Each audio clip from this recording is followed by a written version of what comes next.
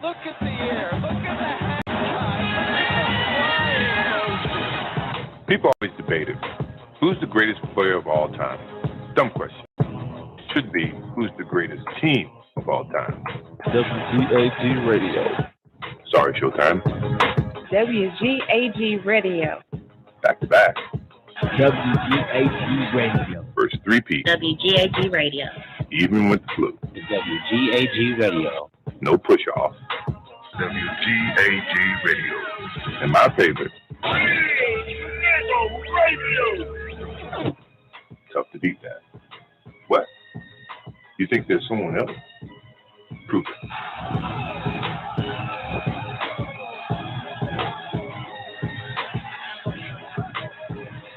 Look at the air. Look at the hang time.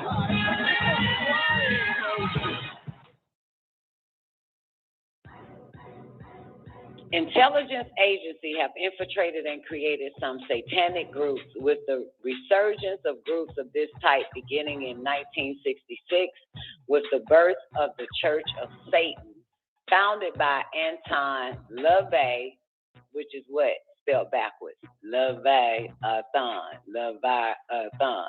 LaVey studied criminology in San Francisco and worked in the SFPD, San Francisco Police Department Crime Lab.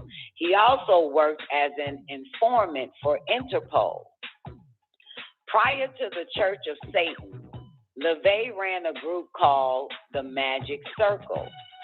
LaVey's most famous associate is the NSA's General Michael Aquino. The nurse will know about him. He told me to check him out. Michael Aquino. At the time of his membership, Michael, the NSA's General Michael, I'm going to call him Aquino, Michael, fuck it. NSA's General Michael.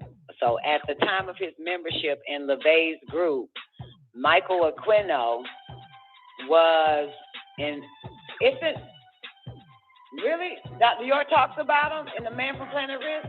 Or which, are you talking about Michael or Anton LaVey? Anyway, where am I?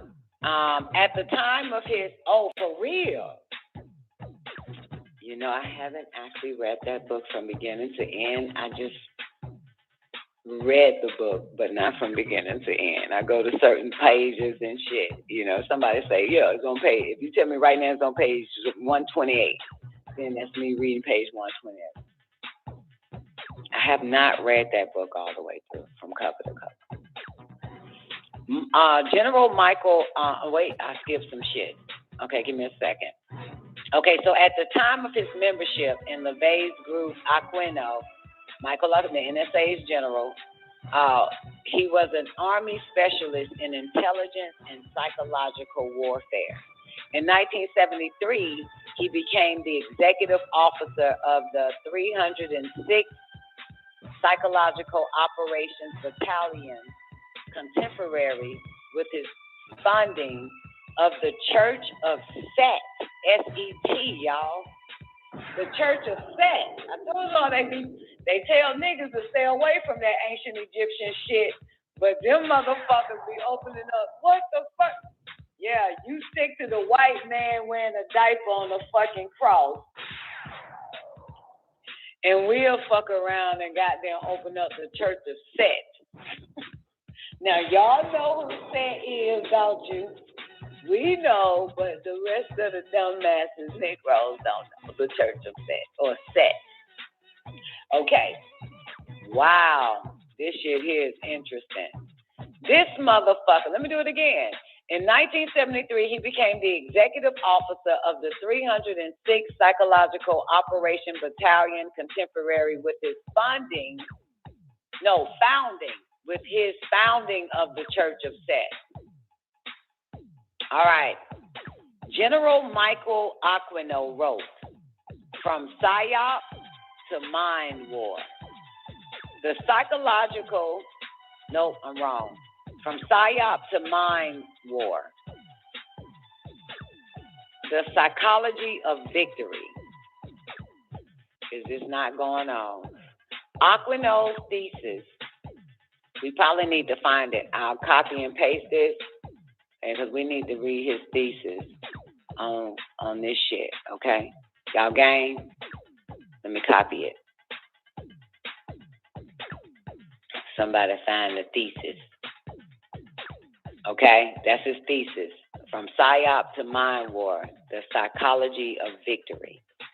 So Aquino's thesis stated that enemy population could be subdued by inflicting a state of psychological terror and feelings of imminent destruction, which is why it works well on religious people.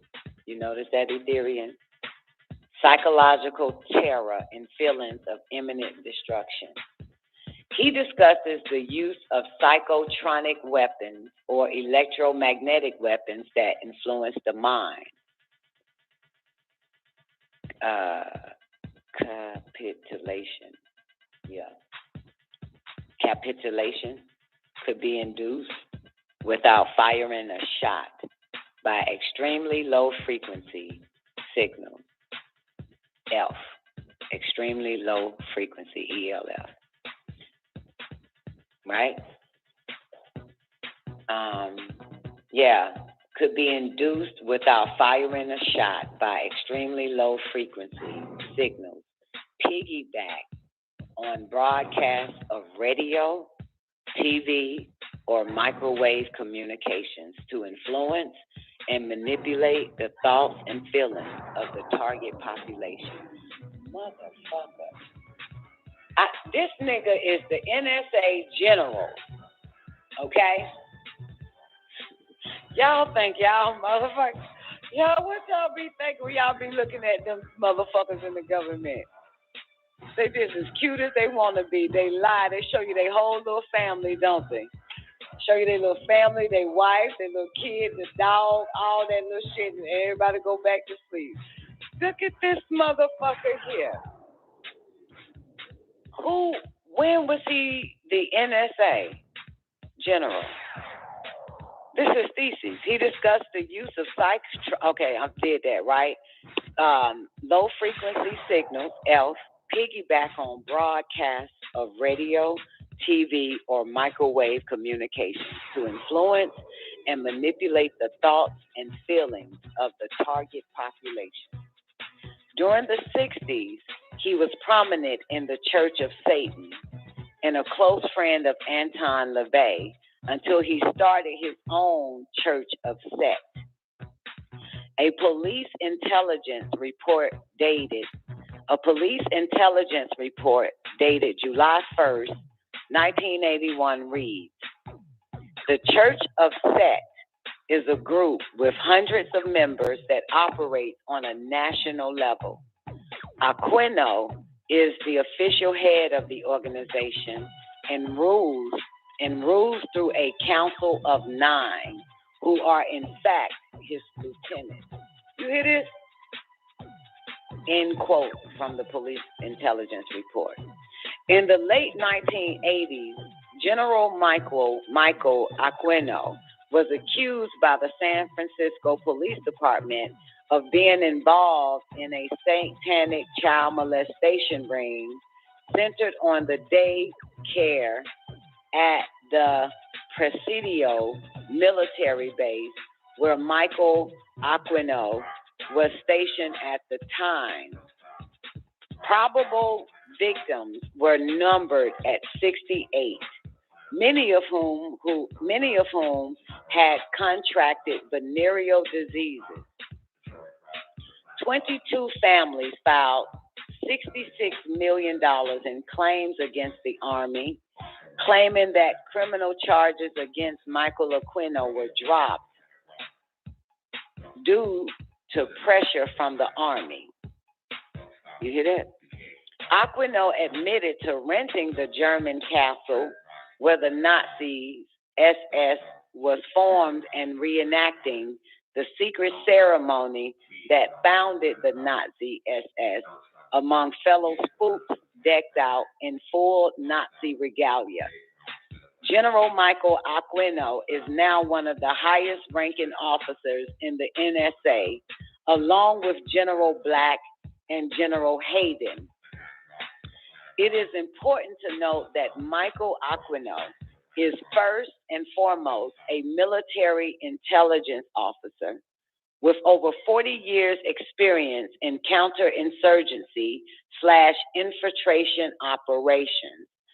General Aquino, General Stubblebine, Colonel John B. Alexander, Harold Puthoff, and others are involved in an infiltration/counterinsurgency operation aimed at destabilizing the constitutional centers of powers in the United States. These cults and other cause-oriented groups have been started or infiltrated by Aquino and his associates in order to control large numbers of people. It should be noted that all of these cults are closed systems with their own belief systems that are insular and separate from the reality that most people take for granted. These individuals are used to engage in antisocial acts that members of the greater society would not contemplate, including satanic ritual abuse, SRA programming, satanic ritual abuse programming, and organized gang stalking. The following cults are linked to Michael Aquino or his associates in the intelligence community. Jonestown. The mass suicides at Jonestown of 850 people had similar threads. A cult with sinister connection. Jim Jones, who had connections to the CIA, set up his utopian experiment on the same land that the CIA had used to train mercenaries to fight in Angola. Did y'all know that? Never mind. According to investigators, the Jonestown experiment was conceived of by Dr. Lawrence Lard Layton, staffed by him and financed by Layton. The African-American cult had at its core a Caucasian inner council composed of Layton and his family. Layton was a chemist in the Manhattan Project and head of the Army's Chemical Warfare Research Division in the 1950s. Are y'all following this shit? The People's Temple cult took over the Mendocino State Hospital as part of a government pilot project to evaluate the feasibility of deinstitutionalizing mental patients. After a reduction in state funding, most of the patients at Mendocino were released into the custody of People's Temple. Congressman Leo Ryan was assassinated in his attempt to investigate the cult. The pathologists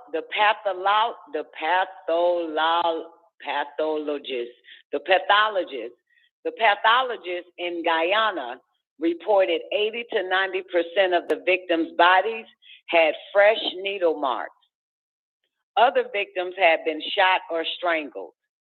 In 1981, survivors sued the former head of the CIA for enhancing the economic and political powers of James Warren Jones and of conducting mind control and drug experimentation on the temple flock. Did y'all know this shit? Y'all niggas up. I'm wasting my breath. I'm wasting my breath. Are y'all following this shit? Oh my goodness. Here we go, Debra. Just me and you, baby. That's the end. God damn it. Y'all remember Patty Hearst? Let's dance. The Symbionese Liberation Army, SLA.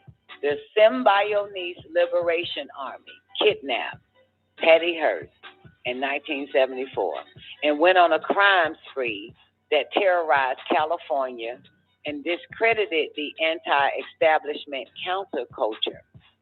The group's leader, Donald D. Freed, was a paid informant for the LAPD's Public Disorder Unit from 1967 to 1969. Then directed the Black Cultural Association at the Vacaville Medical Facility. Vacaville was a prison where behavior modification was performed, including electronic brain implanting and lobotomy. Here we go, y'all. The Black Cultural Association was run by Colston Westbrook. This motherfucker is a Black CIA expert in psychological warfare who participated in Operation Phoenix assassination and mind control program in Vietnam. Colston Westbrook, this Negro. Colston Westbrook's controller is alleged to have been the CIA's William Herman, the man who originated the idea of the Violent Center championed by Louis Jolion. All right. Where am I? Louis Jolion West during Reagan's governorship of California. Patty Hearst was placed in a dark closet for 40 days, brought out only to be raped and tortured and traumatized, and then returned to the darkness. She was prosecuted for participating in various crimes and was later pardoned by President Jimmy Carter. The debate at her trial revolved around the questions of brainwashing and if such a thing really existed. The opinion that prevailed, no, it does not exist, was put forth by psychiatrists who held themselves out as impartial, but were connected to the intelligence community. They all connected. They all connected. Are y'all following this shit? What the fuck? And you know what? Something I would never do. Every time this shit pops up, I avoid it. And that's the whole story on Patty Hearst. I avoid it, and I'm so glad I did, without me being mind fucked first. Watching that, you know, this, yeah. I ain't know shit about her. All I knew her name was fucking Patty Hearst. I would not fucking tune in to that shit. Tune in meaning when they would talk about it on television, do a goddamn movie about this bitch, I wouldn't do it. This is my first time actually understanding it. Now let's go to the Manson family. Okay? All government, y'all. The Manson family was associated with the Process Church, which according to the Utah Department of Public Safety, moved to Southern Utah and changed their name to the Foundation. So it went from the Process Church to the Foundation. In 1990, an internal memo authored by church authority Glenn L. Pace, allegations were made of ritual abuse of human sacrifice. Pace writes, he has met with 60 victims of ritual abuse, but there are probably 2 to 3 times as many victims. 53 were female and 7 were male, 8 of which are children. All are members of the Mormon Church. They don't touch the Mormon Church because the Mormon Church is government. 45 victims. 45 victims alleged they witnessed or participated in human sacrifice. The majority were abused by relatives. All have developed psychological problems such as multiple personality disorders. Quote, the memories come in layers. The first might be of incest. Another layer will be the memory of seeing people hurt or even killed. Then they remember having seen babies killed. Another layer is realizing that they participated in the sacrifices. One of the most painful memories may be that they even sacrificed their own baby. I have only seen those coming forth to get help. They are in their 20s and 30s for the most part. I can only assume that it is expanding geometrically, and I am horrified. The numbers represented by the generation who are now children and teenagers, end quote. Dr. Mengele found that trauma bonding and mind control work best when the victim is forced to kill someone they love. Mengele usually accomplished this by having one twin kill another. All right, here's another quote. The Franklin conspiracy refers to a sexual blackmail operation and savings and loan fraud that began in Omaha, Nebraska in the early 1980s. Larry King, a 300-pound pedophile, operated a national child prostitution network that catered to wealthy patrons and Republican Party insiders. King was one of the fastest rising stars in the party. He sang the national anthem at the Republican convention in 1984 and 1988. King and his associates defrauded Franklin savings of $40 million and used residents of Boys Town and other children to videotape powerful and influential men and women engaged in sex acts with minors. These blackmail operations took place during fundraising parties for the RNC, Republican, what's it called? Republican National Convention. These blackmail operations took place during fundraising parties for the RNC. Those involved stayed late for the after party that included drugs and sex with minors. Franklin,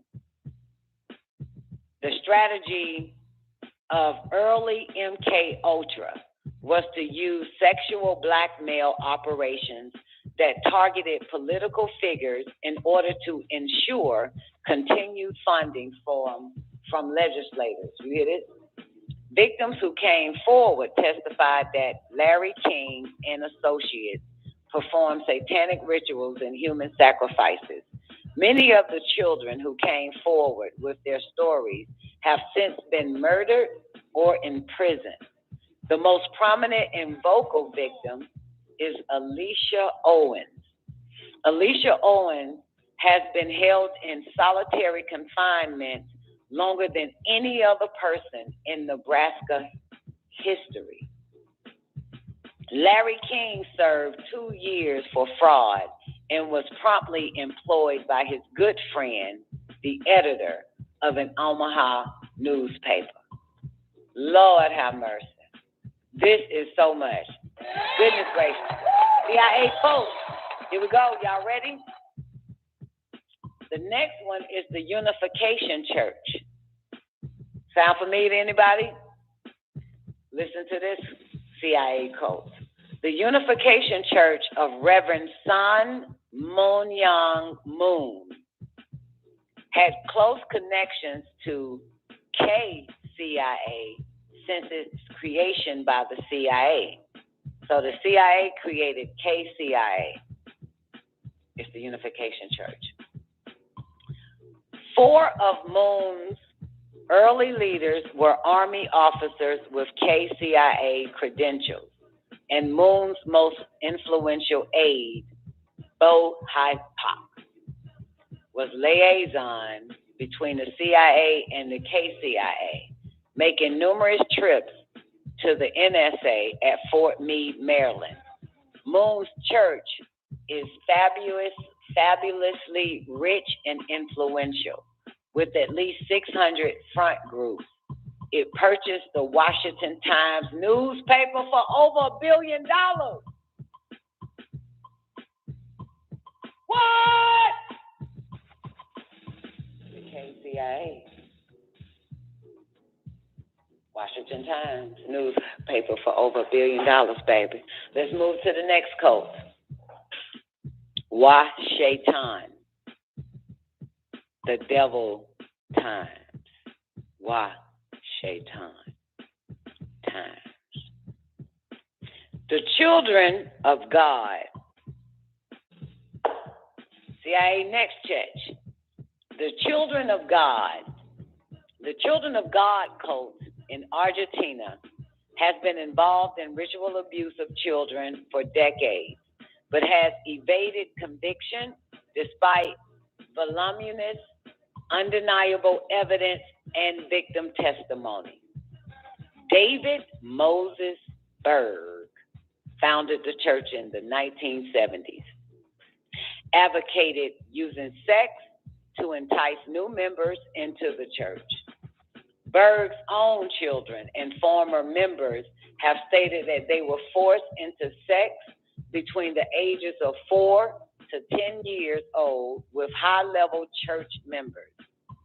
The victims also testified to a sexual blackmail and infiltration campaign aimed at some of the most powerful men in Europe, particularly in the media, legal community, and government.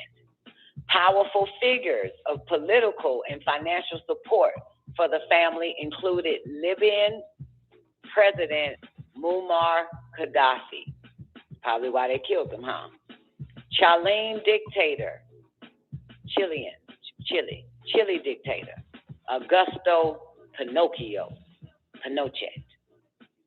and King Juan Carlos of Spain. The set currently estimates its numbers at 300,000 converts in 60 countries. In 1992, the family's children's choir sang in the White House for Barbara Bush to kick off a Christmas show in the East Room. The set also sang for George Bush Sr. after he toured the damage of Hurricane Andrew in South Florida. Lord have mercy. Matron Preschool, another code set up by your government. Matron, MCMATRIN Preschool. In preparation for the McMartin, they spelled it wrong. It's McMartin Preschool. In preparation for the McMartin Preschool child abuse trial, 389 toddlers were interviewed. Nearly all of them describe abuse at the preschool, and due to this day, some 80% had physical symptoms, including blunt force trauma of sexual area, scarring, retinal bleeding, and sexual diseases, babies, STDs. Paul and Shirley Eberly published the only 2 books available on the case. The name of the book is The Politics of Child Abuse, 1986, achieving national status as child abuse experts. In courts of law, their work is frequently cited. They lecture widely to receptive audiences and have been speakers at a conference held by victims of child abuse laws. Means vocal. I like that. Vocal. VOCAL. Victims of child abuse laws. That shit hot, ain't it? Okay, let's move on. These 2 individuals ran an underground tabloid called Finger, 1970s, which delved heavily into sadomasochistic sex with children, and sex acts involving human excrement. I said that wrong, but y'all know what the fuck, piss and shit, okay? These 2 pedophiles seek to portray every abuser as a victim of mass hysteria. Satanic panic and witch hunt are just 2 of many. the parents of the McMartin preschoolers. I drink some water. This shit so I think they using radio microwaves on me. Here's the link before I die. They're coming for a bitch. Let me give you the link. Let everybody see this shit.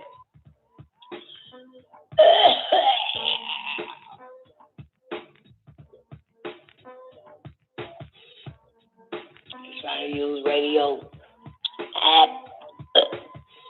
Trying to get a bitch. Trying to use radiation. Hey, big boy. Trying to stop this from happening.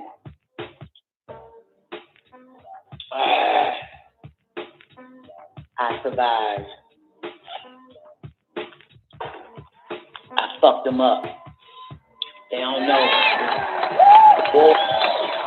I keep the water nearby. If I had to go get the water, I would have dropped dead. You feel me?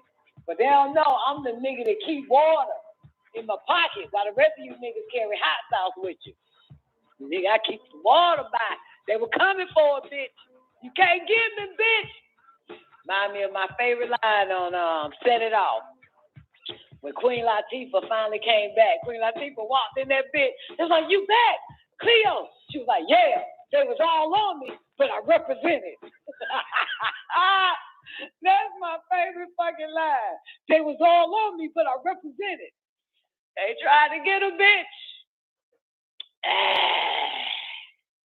Hold on, I'm drinking my water just in case that was the shit. Tried to get a bitch. Oh, my bad. Why did I drop a YouTube channel? Sorry, that's the wrong one. Don't click that. Here's the link. If I die, pass this information on to the people you love. There you go, right there. That's it right there, just in case y'all need to. Okay. Hold up. Let me finish drinking this water. Hold up. Some bad might happen out there. They coming for a bitch. They said radio waves, television waves, microwaves. God, dog, they sophisticated. All right. Y'all ready? Hold up. Water, God dog it. Here we go. You saw that shit in them. All of a sudden, I was like, they tried to kill a bitch. I was like, and the parents of the McMartin preschoolers hired scientists at Texas. And they were coming for a bitch. They was coming for a bitch. I had to block it with the green light to counteract that shit. Okay, here we go. Where am I? Okay, back to these sick fucks, child abuse laws, victims of child abuse laws. The victims of child abuse laws are the victimizers. That's sick, ain't it? Now, vocal, VOCAL. Yeah, the pedophiles are victims of child abuse laws. You peep that shit? Oh, shit. All headed by the C.I.A. Here we go. So, these two pedophiles seek to portray every abuser as a victim of mass hysteria, satanic panic, and witch hunt are just two of many. The parents of the McMartin preschoolers hired scientists and technicians who unearthed a series of underground tunnels beneath the fucking school. Oh my God, that's how these babies be disappearing. Y'all put them right there in that bitch and poof, they gone. Preschool. You know the fucking preschool, that's a daycare. Oh my goodness. Girl, we can't say that. We're going to say PG now. Or we'll say Pizza Hut gate. I had pizza at the gate. Saint Pizza at the gate. Man, they've been getting away with this shit forever. especially starting with your Kinsey guy that you turned us on to. Oh my God. Oh my goodness. It's unbearable. It's unbearable. It's unbearable. Zena said she couldn't even watch that shit.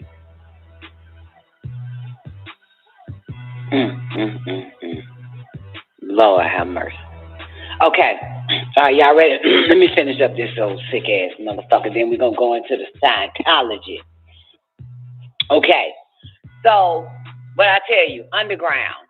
Unearthed a series of underground tunnels beneath the school, confirming the children's testimony now.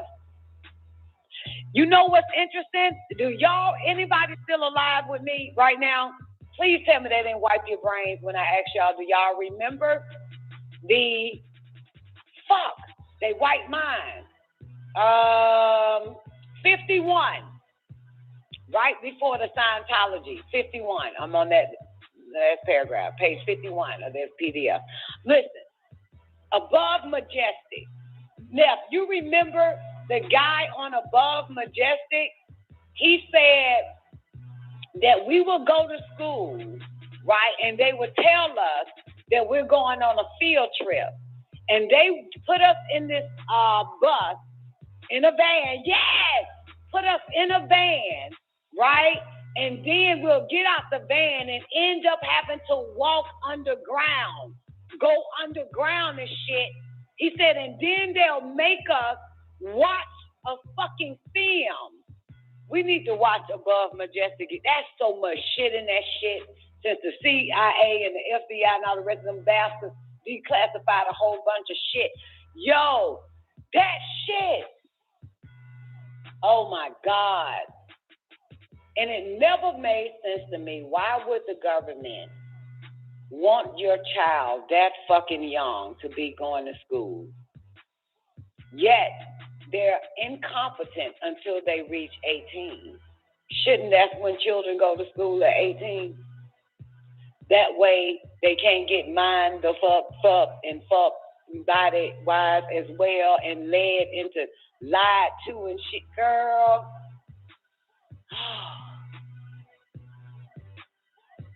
It bothers me. It bothers me. Let me tell you something. We barely made it out, some of us whose children in their 20s. We barely made it out. Ain't no fucking way. And us as well. Because we 70s babies, they was doing this shit. They saved us because we're the ones that putting the score, the points on the scoreboard. This is why they gonna fucking lose now. They saved us because we the ones that's gonna. Mm-hmm. We the ones why we fucking winning. That motherfucker ain't. I don't think that motherfucker winning. You can't win unless there's opponents. Unless you have an adversary. Okay? We are the adversary. They saved us. They knew to put us in certain spots where them son of a bitches wouldn't look. Okay? They knew that shit. They put us in spots where them fuckers wouldn't look. You feel me? Yeah. Yup. Now let's finish this shit off until then we get into the Scientology. My switchboard is about to go down in about 15 minutes. So anybody wants their mic open, give me a heads up now, and I'll open your mics. But I'm gonna continue. Here we go. Oh shit! The children, girl, confirmed that the testimony was true. They said they took us underneath the fucking school. They went and fucking saw that shit. Children was not lying. The longest tunnel was 45 feet long and 6 feet below the school. It's time for the fucking schools to be flipped over. Every fucking school need to be flipped over. and we need to go down there, see what the fuck underneath them bitches. Every preschool, daycare, all types of shit. We got to flip that bitch. Find them babies, find dead baby bones, all types of shit. We got to go underground. We got to go underground. Tell you, this shit here, I'ma unearth that bitch. Every last one of them. Okay. Here we go. The longest tunnel was 45 feet long and 6 feet below the school, with a 9-foot chamber spoken of by the children. Another branch led to the triplex, call it triplex, sorry, triplex. Another branch led to the triplex next door. They have, now mind you, the triplex, it makes you wonder. Do y'all get that part? Another branch led to the triplex next door. Do y'all get that? We got to start riding around, looking at where they put up preschools and schools and what's all next door to them schools. You feel me? That's something to think about, ain't it? We got to find out what next door. It could, like, why is that next door to a preschool? Why is that next door to an elementary school?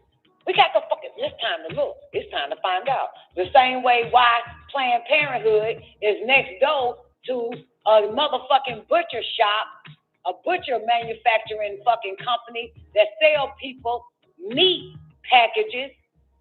Hello? And that's every Planned Parenthood is next door to a goddamn meat plant. That's no goddamn coincidence. And not only that, Impossible Meat has merged in with the goddamn meat plant that's right next door to Planned Parenthood motherfucking hood. They in partner. Impossible meat that ain't real meat, but all the dumbass vegans eating that shit up. Hello? Certain things don't make no sense. Ain't no coincidence at all. Here we go. Come on, boys and girls. Put our minds together. We can flip over every school. The earth will work for us and throw them boughs asunder. Say, Don, this your first time using the word asunder in WGAG Radio history. Beat them motherfuckers up. Asunder. Oh, shit. That's what I'm going to name my little baby doll I just got. I got me a new baby doll. I'm going to name her Asunder. So fine with names. Okay, here we go. So what the fuck happens next? Oh, shit. They're coming for me again. We got another branch led to the triplex next door, surfacing beneath a rollaway bathtub.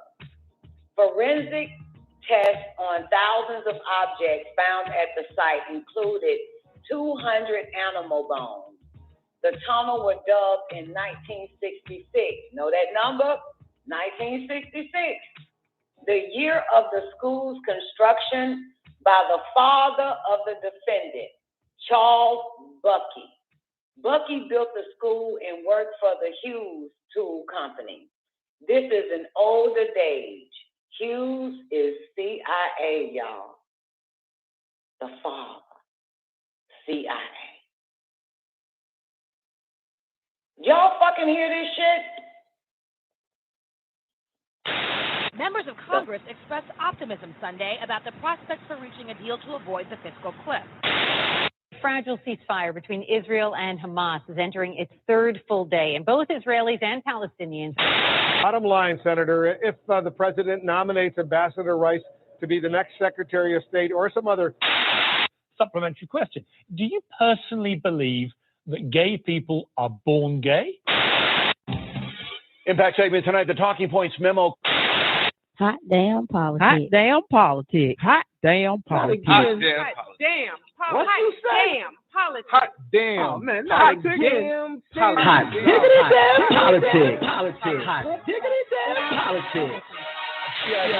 I'm back now with the Brain Trust panel. Brain Trust panel. These niggas won't hold me back. These niggas won't hold me back. These niggas won't hold me back. These niggas won't hold me back. These niggas won't hold me back. These niggas won't hold me back. The Brain Trust panel. Brain Trust panel. Hot diggity damn politics. I put that shit on everything. Hot damn politics. Wednesday nights at 9 p.m. only on WGAG Radio.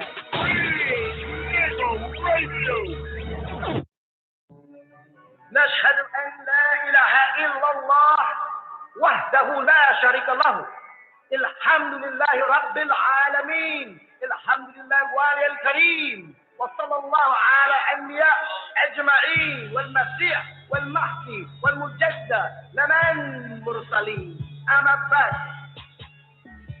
Are we not the bearers of witness that nothing would exist if Allah didn't create it? And that He is alone and has no part? And that all gratitude is for Allah subhanahu wa ta'ala, the sustainer of all the boundless universe. All gratitude is for Allah subhanahu wa ta'ala, the generous, eternal friend. And send salutations of Allah on all of His prophets and His apostles, and on the Messiah, the anointed one, and on the Mahdi, the guide, and on the Mujaddid, the reformer, which was all sent from Allah subhanahu wa ta'ala. We send greetings and we send peace throughout the boundless universe to all. Assalamu alaikum wa rahmatullahi ta'ala wa barakatuh. The man of the hour, airing 7 days a week at 4 p.m. Eastern Standard Time on WGAG Radio.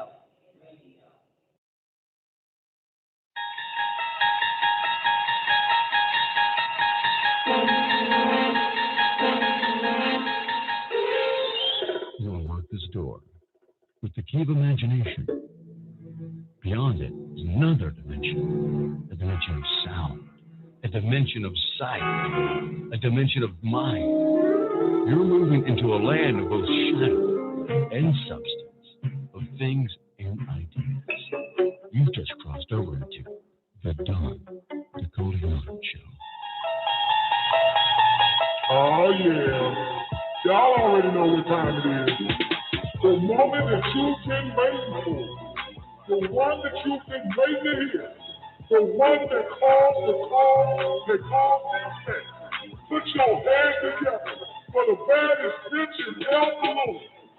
God, Nicoleone. Cologne, I'm in the love of the all, and all love is in me. I am a part of the all, and the all is a part of me. I am one with the all, and the all is one with me. I can succeed as a part of the all and fail as an individual. I can be all that I wish in the all as long as my wish is to stay in the all. I'm never alone. The all is, I am. The all can, I can. The all does, I do. Hello. Great day, ladies and gentlemen. Welcome to the Don Nicoleone Show, baby. New time. I'm enjoying it. 9 p.m. What's up? Hope y'all enjoying. What today is Tuesday. Hope y'all enjoying your Tuesday, baby. Great day to everybody on the call lines. If you need to call in number is 425-569-5274. That's if you don't have Verizon. Okay. If they still won't let your ass in, I dropped the link for some of y'all, to actually call in for free. You just refresh, click the direct connect button, and that'll get you in. Also, another number to call in is 515-605-9828. That's if you have Verizon. Great day to everybody on in the after party. Hope all is well with y'all. Special shout out to Bar L is in the building. The after party, that's our 24-hour voice-activated chat room. It is on paltalk.com. Type in the search, Don Nicoleone, the after party. You'll find us there, baby. One time for She-Doc Mechanic. Great day, She-Doc. Special shout-out to the one and only Nefertiti surviving the game. Nimrod in the building. Great day now. Special shout-out also to Sister Zena's wife. Hey, Sister X, hope all is well with your Sugar P. Hey. Great day, Sugar P. One time for Sweet Oshun in the building. P. Marie, Twank Stars, Double R in the L's. Great day to y'all. Great day, Don Nicole. Special shout out to the one and only Jay Jizzle, wherever you at. Great day, Jay Jizzle. Cross the street real quick. Show some love over there in YouTube, Lockdown Radio again. Throw some ones up. I'll show y'all some love. A special shout out to my man Darian Johnson. Great day. All these Texas folks in the building. One time for Taekwondo, Quincy Thomas Young Juvie. It's official around here, man. Look here. Oh my goodness. I started doing the affirmation intro. Let me find it again. I couldn't do shit but bust out laughing. And bust out laugh first, and then I'll show it to you. Hold on, I gotta get my ass up and show it and put it on cam for y'all. Hold up, sorry. Hold up. Got that quick. Okay. All right. So I saw this and I couldn't do shit but laugh. LeBron James. This nigga said Brittany Griner should stay her ass in Russia. Let me see if I can get some video footage on this nigga. Yep, there it is. It's The Shop, season 5 with LeBron. But I'm gonna see if I can find actually where he says it at. Let me see. Collecting black art. Have you had to explain that ever to collectors? It's not the responsibility of black folks to use their work as a teaching tool. Brittany Griner, she is in Russia. She's been there over 110 days. Now, how can she feel like America has her back? I would be feeling like, do I even want to go back to America? I'm not saying you got to be twice as good to get half as much. I always didn't like that saying. So I said, I just want to be twice as good because I want to be twice as good. As a forward, you take risks all the time. If you're not taking risks, you're doing something wrong. Anyway, that's a little shop talk. He didn't really say she need to stay in there. Yeah, damn these fake-ass blog motherfuckers. They worse than me, ain't they? Goddamn saying the total opposite of what the fuck somebody says. Actually, I try to make it as close as possible. So actually, LeBron James actually said, why would you even want to come back to America? That's it, okay? That's it. God damn. Okay, on the other side of town, Starbucks is closing 16 stores. You gotta ask me the question, why? Cause motherfuckers going to use the restroom shooting up dope.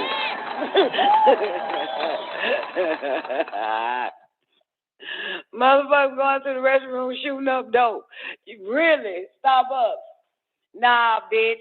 Stop lying, motherfucker. Y'all just tired of putting it in the nigga neighborhood. That's all. That's all that shit is. Get the fuck out of here. Ain't nobody goddamn really. They're lying. They're lying racist people. Don't ever forget that shit. They're fucking lying. Goddamn. You honestly think that a motherfucker with a needle and a goddamn whatever the fuck, a bomb or whatever the fuck it is going to actually find a goddamn Starbucks bathroom? Drug addicts don't give a fuck. They'll find a corner. They'll go home. God damn it. They'll go under a tent. Are you honestly thinking that? Get the fuck. Who is you lying to? You just tired of putting that shit in nigga neighborhood. The niggas that run Starbucks cannot run a fucking Starbucks. It's the truth. You know that 99% of black people who are managers and all that type of shit and supervisors over restaurants, they suck real bad. They are very shitty. The place is fucking disgusting. The service is fucked up. You know that? Y'all know that? Say yes. Yes. Maybe y'all don't know that. Maybe the only reason why y'all don't know that because y'all used to that goddamn type of treatment. That's probably the fuck why. It's probably why y'all be in domestic violence situations and just thinking y'all arguing because you so fucking used to that bullshit. That's what the fuck is. That's what the fuck it is. That's what it is. That's why nobody can relate to my question, because y'all like, I don't find nothing wrong with the goddamn fast foods and Starbucks in my neighborhood. You know, shit, I don't even be paying attention what really be going on any goddamn way when I want me a goddamn cafe latte and shit. Man, what the fuck? Yeah, man, they fucking disgusting, man. I'm telling y'all. And they got angry attitudes. It happens. Something bad happens when black people move to America and open up restaurants. They get angry and mean. All the fucking Jamaicans. You ever met a great Jamaican? No, you haven't. Not once they goddamn get mind fucked in America. They about as fucked up and evil and mean mugging as your goddamn ass. Why I'm using Jamaicans is because of, what's that place called? Y'all know that Jamaican restaurant? They got them all over the spot. They started in New York, in Miami and shit. Crispy cheese, fucking crust. I can't think of the golden crust. Golden crust. Every last one of them motherfuckers mean as fuck. Like, yo, take your ass back to Jamaica and get happy again. I know you in America, man, and American Negroes don't smile. They angry. They pissed off. Yeah. Like, yo, they are just, I'm telling you, it's a black thing. It's like once you goddamn stay here long enough, then you get a job in a fucking food service goddamn restaurant type shit. You're fucked up. Oh, you're terrible. Fucking disgusting, you know? Oh, my God.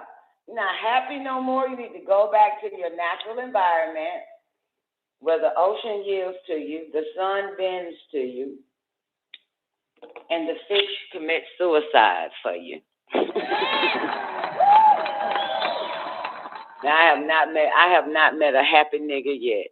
I'm trying to tell you. I have not met a happy nigga yet. You met a happy nigga lately? No. Okay, so yeah, Starbucks closing 16 of their damn stores, talking about goddamn it turns into a drug den, they restrooms. Oh, is there a video? Y'all want to see this? Oh, I hope they show it though. I hope they show it. Please tell me they show it. Oh my goodness, this should be a really good one real quick before I go into this 10 o'clock hour on the eastern side of town. Okay, hold on, let me find this chick first. Hold on. Oh, y'all ready? I hope they show the bitch first.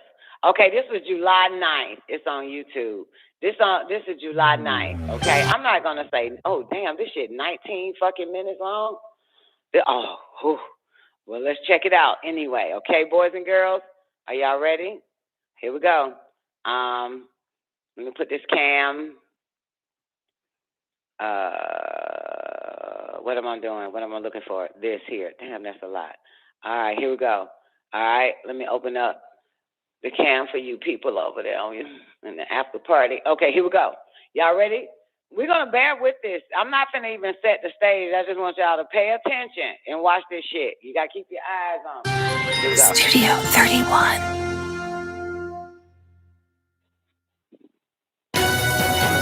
CBS 6 News starts now.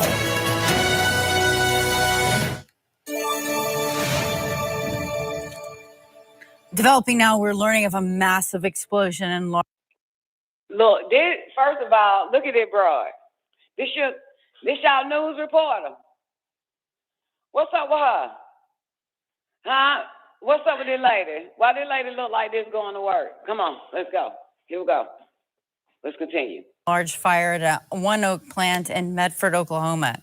It is the location of a natural gas terminal that moves natural gas through Kansas and Texas. You see, massive underground stores of gas are at risk. Evacuations have been ordered for the town of Medford, Oklahoma, with unknown fatalities. Injuries injuries are unknown at this situation. All right. So, well, hello. Good afternoon. Like I was telling you this morning, if you watch. Yeah, I be sounding this shit. Okay, here we go. All right, let's continue. What the fuck is happening in this bitch? Well, hello. Good afternoon. Like I was telling you this morning, if you watched us this morning, starting at 6 a.m., 7 a.m., I told you, you know what, today, what a beautiful day outside. It is just amazing. And so, a great time for outdoor music. The Power Spark concert series kicking off this afternoon. It's a celebration of the 250th anniversary of the village of Lansingburg. Now, but they're going to like do this throughout August, but it's just today's very special event. And I just can't tell you how much I love this Power Spark event. And we got there early because they started at 2 p.m. and it was host to numerous concerts throughout the day. And like, so we started it off with that showcasing of muscle cars from the Adirondacks. Now, you know, it was just a history of Lansingburg today. This park is one of the most historic parks in the city of Troy. It was deeded to the city by the Powers family, who used to live right across the street from here, as a matter of fact. And 19 years ago, under Mayor Harrington Tungeon, we started this concert series up. And surprisingly, it lasted and it's been thriving over the years. Watch this bitch. And you know what? That was Vito. And he is amazing. He brings live music to Lansingburg. He works so hard to make sure it all happens. It's going to happen throughout all of the, like through the end of August. You've got to go to Powers Park. Now, but the thing is, this event's going to be hosting numerous concerts throughout the summer, like I said, showcasing of a lot of things. And so, like I said, it is just so amazing. You're going to catch different performances from different bands from 6 p.m. And you can still make it tonight. If you're going to head out, if you're in Lansingburg, you can still make it tonight because there is a tribute band tonight starting about right now. That's going to do something with the Tom Petty. Seriously, if I wasn't here, I would be there. All right. That series is going to be held every Saturday in August, and you can definitely catch it. All right. Well, also, the Electric City Comic Con has returned after a 2-year-long hiatus. The last Electric City Comic Con Schenectady took place in 2019. And so we were there. You know, the event, a big day for Comic Con fans, featured Artist Alley, comprised of different authors who gave out prizes. Participants are saying the convention is important for, you know, as local artists. Inside here, we have our artist alley. So we've got comic book artists and authors, a lot of local talent. So it's nice to be able to get the community to be able to see other people in their own community that make the graphic design or graphic novels and comic books. Well, the event was also host to a variety of food and toy vendors that supported the annual Comic Con. Also, people from all over the Northeast and beyond have flocked to downtown Schenectady since the Van Gogh exhibit hit here more than a month ago. Schenectady officials say the attraction has brought tens of thousands to the area just a month ago. All right, so our local CBS 6's and Emma Quinn, she's so amazing. And she spoke with local businesses and as well as Discover Schenectady about the Discover impact that it's bringing to downtown Schenectady. Over 15,000 people made their way to the Van Gogh exhibit in downtown Schenectady in the month of June. A lot of Massachusetts, Vermont. We had some people here from Colorado this morning. Officials at Discover Schenectady say that number exceeded their expectations. And then looking at the exhibit in other cities around the country, we knew it was going to be a draw. You know, and we certainly had high hopes. Certainly we have Proctor's, we have Mopco, we have the Schenectady Light Opera. So arts are certainly a part of what we do here in Schenectady. This is just another, example of that. 900 tickets were sold just for those touring the exhibit on Saturday. Small businesses in downtown Schenectady are reaping the rewards of those visitors. Coming to the exhibit and leaving, they're grabbing lunch, a snack, they're doing a little bit of shopping, and the shops are changing. We have a lot of newer shops, and that I think just appeal to everybody. Business owners say it goes beyond just stopping in while in town. The more people that come in and see our business and maybe remember us around the holidays, because we all do a lot of shipping and stuff like that. So even if they're not from here, they would definitely maybe think of us at another time and continue to spend money with small businesses. Reporting in Schenectady, Emma Quinn, CBS 6 News. All right. Thank you so much, Emma, for that report. You know, I the missed that. exhibit is open until August, so you can still check that out. Discover Schenectady. You should really check that out. They do so many good things in Schenectady. The leaders there, they are hopeful that that exhibit's going to bring even more events and exhibits to the area in the future. And so moving on tonight is we have to tell you also, you know, like other news that's happening in the area and across the, you know, the area in the nation. Let me tell you about this. A 4-year-old. That bitch said, I think the spell done broken. This is a CBS News reporter. The spell done been broken now on her. That bitch said, and in the area and across the area, well, around the world. This bitch, yo, she probably one of us. She woke up one of us now. She probably part of the 144,000. Yeah, that spell been broken. Look at this bitch. Here we go. Y'all finna watch all this. Old girl is actually dead. Another man is clinging to life after shooting in Ohio. Officers say that they responded to a call of shots fired around 9:15 Friday night. It comes amid a week of protests in that city. Akron has implemented several curfews since the release of police body camera footage showing the fatal police shooting of 25-year-old Jalen Walker. And you see this video we have right here.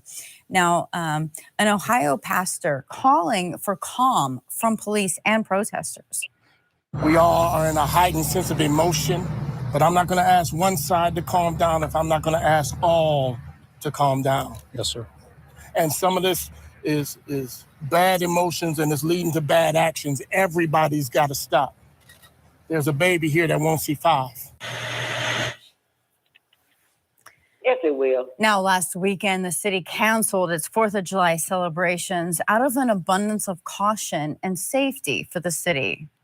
And there were protests around the country as the divide over federal abortion rights continues. It's been more than 2 weeks since the Supreme Court overturned Roe v. Wade. Michael George reports. Look at her moving her hands. And the U.S. all House that of shit. Representatives That is bitch expected broken. to take up a pair of abortion rights bills next week, but neither is likely She to done clapped her hands, all vote that anything in the Senate. She is not a More robot. than 50 million people across the country's southeast are under warnings for excessive heat. And boy, don't you know that? 105 degrees in Texas today. I just She spoke said, with "Don't my you know mother. that?" That's what she's dealing with.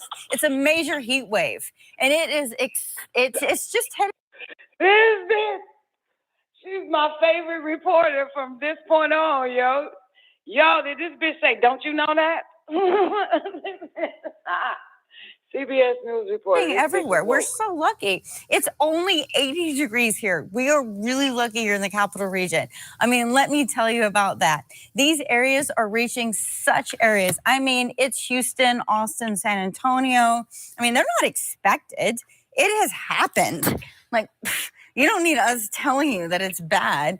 It's like people are being told to Drinking cold stay water inside, don't drink make a it lot worse. of water. And we are just lucky. This weekend right here is so amazing. Meteorologist Craig Adams is right here with Craig Adams. Why did I say that?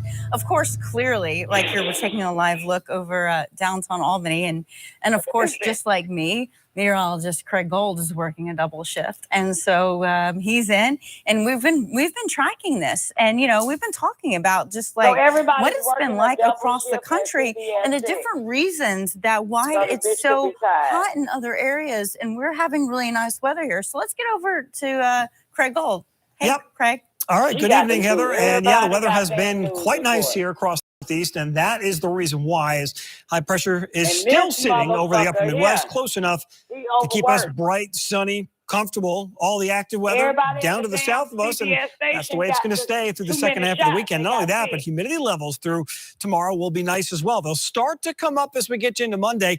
Also, what's going to start to come up will be the temperatures. But as far as today's temperatures were concerned, couldn't really ask for anything better. It's just an A-plus weekend for sure, as temperatures were in the upper 70s to low 80s after topping out right around 81 degrees in Albany. We're down to 79 degrees. Still 81, though, in Hudson.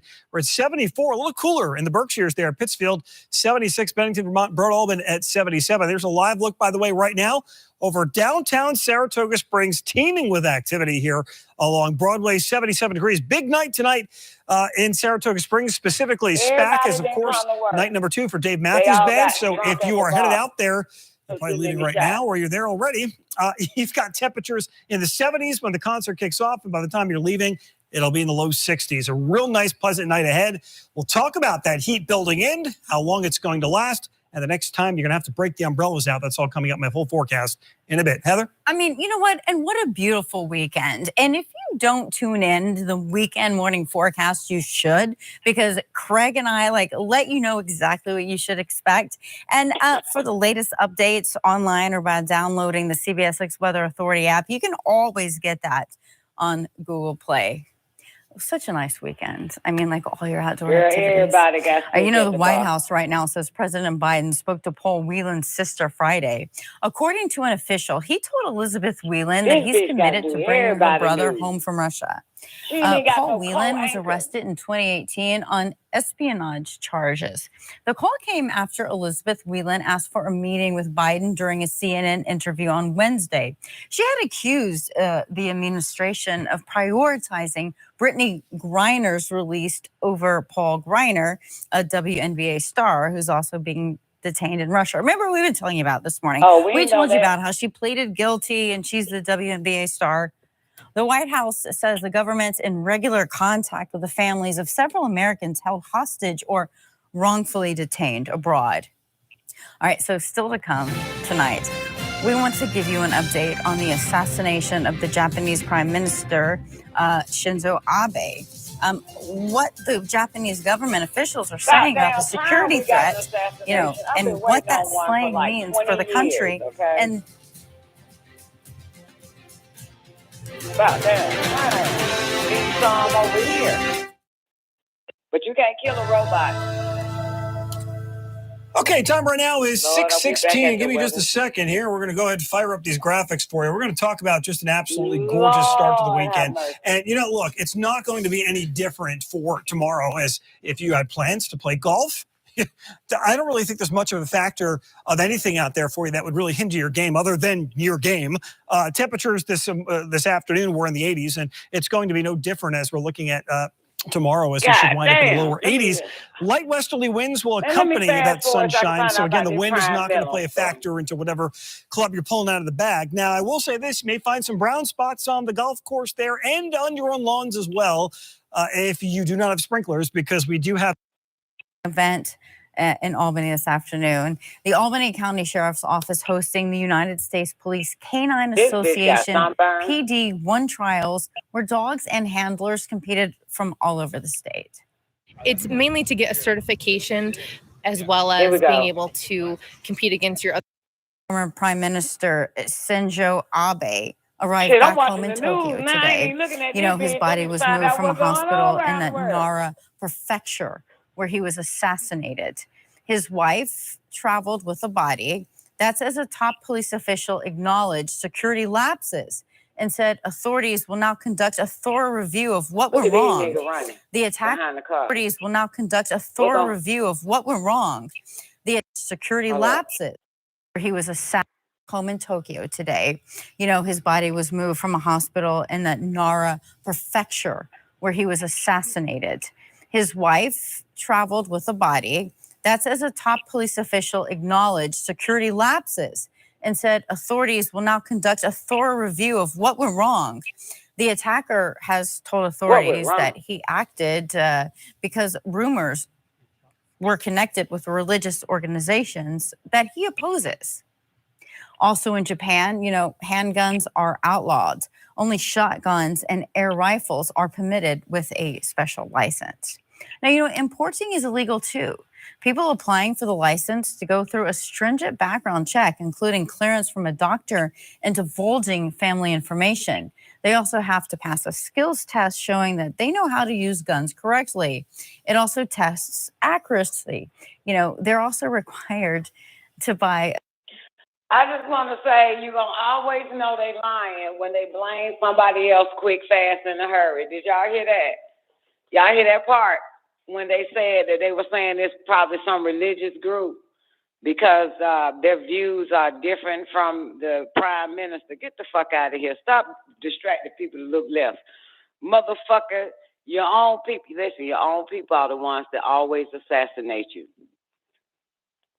Always remember that shit. Not you, my bad, to assassinate. They set up the whole assassination. Yeah, that's why nobody ducks. That's why, that's why nobody ducks around them motherfuckers. They give us, if they have assassination video and we watch the assassination video, you will see that somebody gonna give a gesture when to pull the fucking goddamn trigger. When to pull the trigger, baby. Anyway, so I'm not gonna bore y'all no more with this chick, but I just want you guys to know that they suspended her. Yeah, they suspended her because the spell was broken. They suspended her. And she said that she was exhausted, you know what I'm saying, working out everybody, covering everybody's shifts and shit. You know what I'm saying? Yeah. You know what I'm saying? They suspended that bitch because she got to get another shot. She done woke up. They got to put this bitch back to sleep. She don't sound like the anchors that they turn into robots. You know what I'm saying? I find some more clips of her. I bet she don't sound like that. I guarantee you. What we hear today, it shouted, woke up, shouted. Yeah, so how you gonna fire the bitch and you got this whole doing triple fucking shifts for every goddamn body? But that's that. So I just thought that was important to share, along with every dumb shit that happens in America due to everybody getting fucking sick because you done force your frontliners to get on their knees and kneel and bob like a dumbass. Like, who the fuck does that? That's like a nigga like, I can't wait till I marry this bitch so I can put my dick down her throat. And then all of a sudden, the bitch got throat cancer. And now he said. And now the bitch about to die. Yeah, they got married. Like, it's that dumb shit. You do not sacrifice your pawns, neither your rooks, knights, and all of that shit. You let somebody else. You do not. No. Because even a pawn can win the game. Even a pawn can be the greatest player in the game. Taekwondo, you need to click the direct connect button. That gets you in on the call line. If you're listening from the radio player, sweetheart, when we go into overtime, you're not going to be able to hear. So that's the point of clicking the direct connect button. Okay? All right. So, anybody seen what I posted? So you got this tranny who finally came out and said, Ray J, we fucked, and the nigga didn't even know that I was a man. Yeah, that came out. Yeah. Somebody got to find her, though. Him. Sorry. Ooh, I almost got caught there. They almost got a bitch. You saw how I had to correct myself that quick? Oof. Well, I'm almost on the goddamn LGBTQPXYZ mind control. You saw that real quick. Yeah. He claims that they slept together and Ray J didn't know. Ray J knew that shit. Ray J know exactly what the fuck he doing. Every man know what the fuck he doing. Yeah. So interesting enough, right? Look how wild this shit is, okay? Let me tell you how wild this shit is. 1 minute you want to be identified as a biological fucking woman. After you do some foul ass shit, you come out the closet, bruh, and then say you had sex with a nigga that didn't know you was a nigga. Which one is it? Which one is it? You know? So your body, your brain knows, your mind knows exactly what the fuck you are. You know what I'm saying? Because if I fucked a nigga, I'm not going to be like, yo, you know, I fucked a nigga, and he didn't know I was a female. Like, the fuck? I mean, how you want us to fucking identify your monkey black Negro ass? Yet you are going around telling motherfuckers you done fucked a whole bunch of niggas and they didn't know you was a nigga. See, I'm telling you, there is some serious mind fucking going on, boys and girls. Some serious mind fucking. They want you to be mind fucked, but them trannies walking around this bitch know exactly what the fuck they are. Okay? All right? They want you to call them she's and shit. God damn, are you fucking kidding me? Be right back. Lighter break. I gotta go to the gas station. I'll be right back. 2 and 2. I gotta go get me a lighter. Wait, there might be a guard somewhere. Y'all might be in luck. Hold on. Let me see if I got one of these. Hold on. Y'all might be in luck around this bit. Y'all might just, ooh. Hold up. Let's see. My scene, my humor. Ooh. Found me a lighter I have never used. It's one of the ones you pop the top and that shit. You hear it? Listen. Listen. It's one of these. Gasoline lighters. I don't know. Listen. You hear that?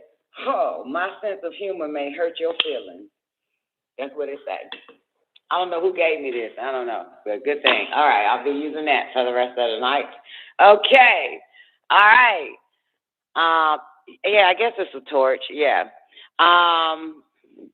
Your pronouns got to be in order, or is some controversy? No.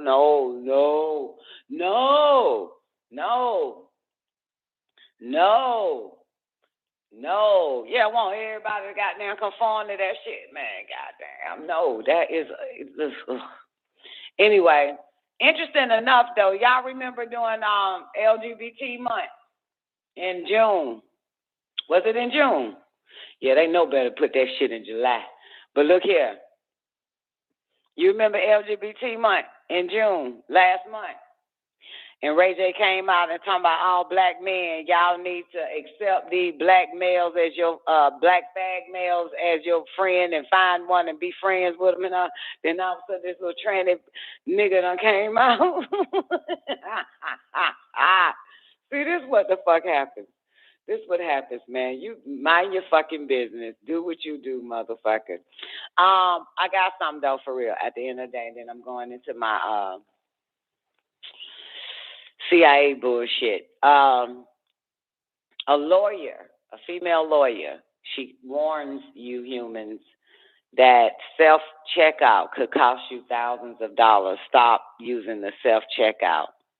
And the reason why, and this is so true, because let me tell you, the reason why she's saying it could cost you thousands of dollars, you know, I am a Instacart shopper, okay? But I had to buy some things at Home Depot about 2-3 weeks ago, and I went to the self-checkout shit just to sit, check myself out. And for some reason, I heard a voice saying, they're going to suspect you of stealing the shit that you purchasing, okay? And this is exactly what the lawyer is warning motherfuckers. Don't do self-checkout because they will automatically accuse you of stealing. You see that? You got it? So it's been so many innocent motherfuckers who actually purchased their shit and was accused of stealing and still went to motherfucking jail. Okay? So for those who use self-checkout, don't use that shit no more. That is a scam within itself.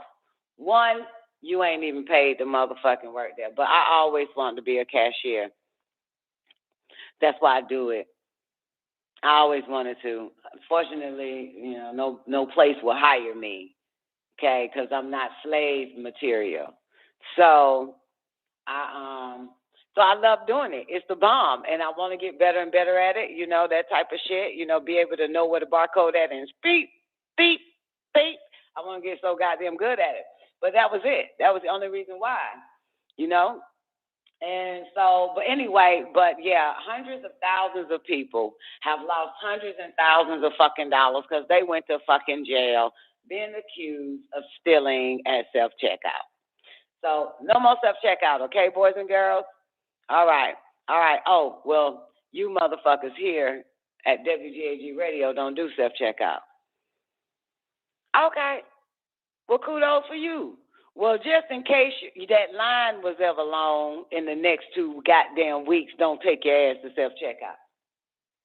Okay? Man, I find that self-checkout quick, fast, in a fucking hurry, even though I don't go no goddamn well. So that's a heads up. You feel me? That's just a heads up. You have not done self-checkout, but you might end up. So this time, don't. Get your ass behind the fucking next person in line and shit. And, yeah. So that's what the lawyer warns, though, at the end of the day, that you steer clear of self-checkout. That's good. They have to put more robots. Let me see what else she say. I'm not reading all of this shit, but, you spent a year in jail, too.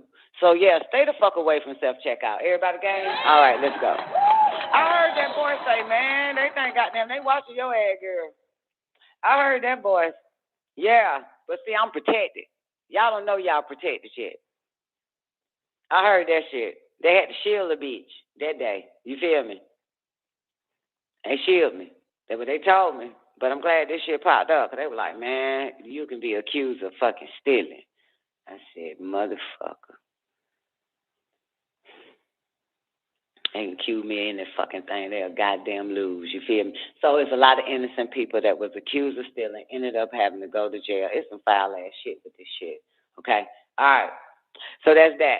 Let me see if I got anything else for you. Oh, did y'all hear about the nigga? He threw a bitch off a 5th floor window and shit. Balcony. Yeah, well, he finally confessed. The bitch was naked too, by the way. Let's find out why. Shall we? Let's find out why. Okay? Black ass nigga. An argument escalated in violence when a Chicago man threw a naked bitch from his 5th floor window, killing her. Her name is Tabitha. Tabithas don't live long anyway. Just want to tell you, don't ever name your child Tabitha. They don't live long. Okay? That's what happens. All Tabithas die. Gruesome deaths. Okay. So anyway, what happened was this nigga literally say this shit. He said, I threw that bitch out the window. Literally. I did not make up bitch. Okay, this time. He literally told the police on the phone call to the police, I threw that bitch out the window. Over what? Over what? Why?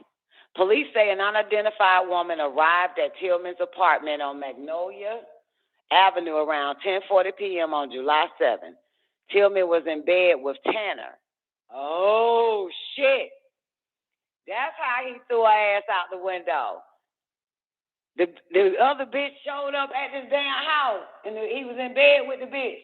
So he picked her ass up, threw, bitch, you got to go. Where the fuck I'm going to go? Out the window, bitch. And threw the bitch out the window. Butt-ass motherfucking, oh, my God, he should get off. He should get off. He should get off. He's innocent, Your Honor. It was just a natural response. Normally, motherfuckers got to go out the window. It's just a natural fucking thing. A bitch showed up at the house with her shoe. That's the first thing you're supposed to do. I got a confession one time, okay? Let me tell you this shit. I don't even fuck with this nigga, though, for real, but I'm going to share this shit. When I say I don't fuck with this nigga, I don't know. You know how niggas be thinking they still in a relationship with your ass? Anybody got stories like this? I got one. Okay. Anyway, so Sierra daddy, right? I don't really fuck with that nigga like this. Okay? But anyway, I'm watching his sister's baby at her house, right? And so this fine-ass nigga, right, I had this fine-ass nigga come over and shit like that, you feel me? So, you know, we all naked and shit, fucking and shit like that. Then all of a sudden,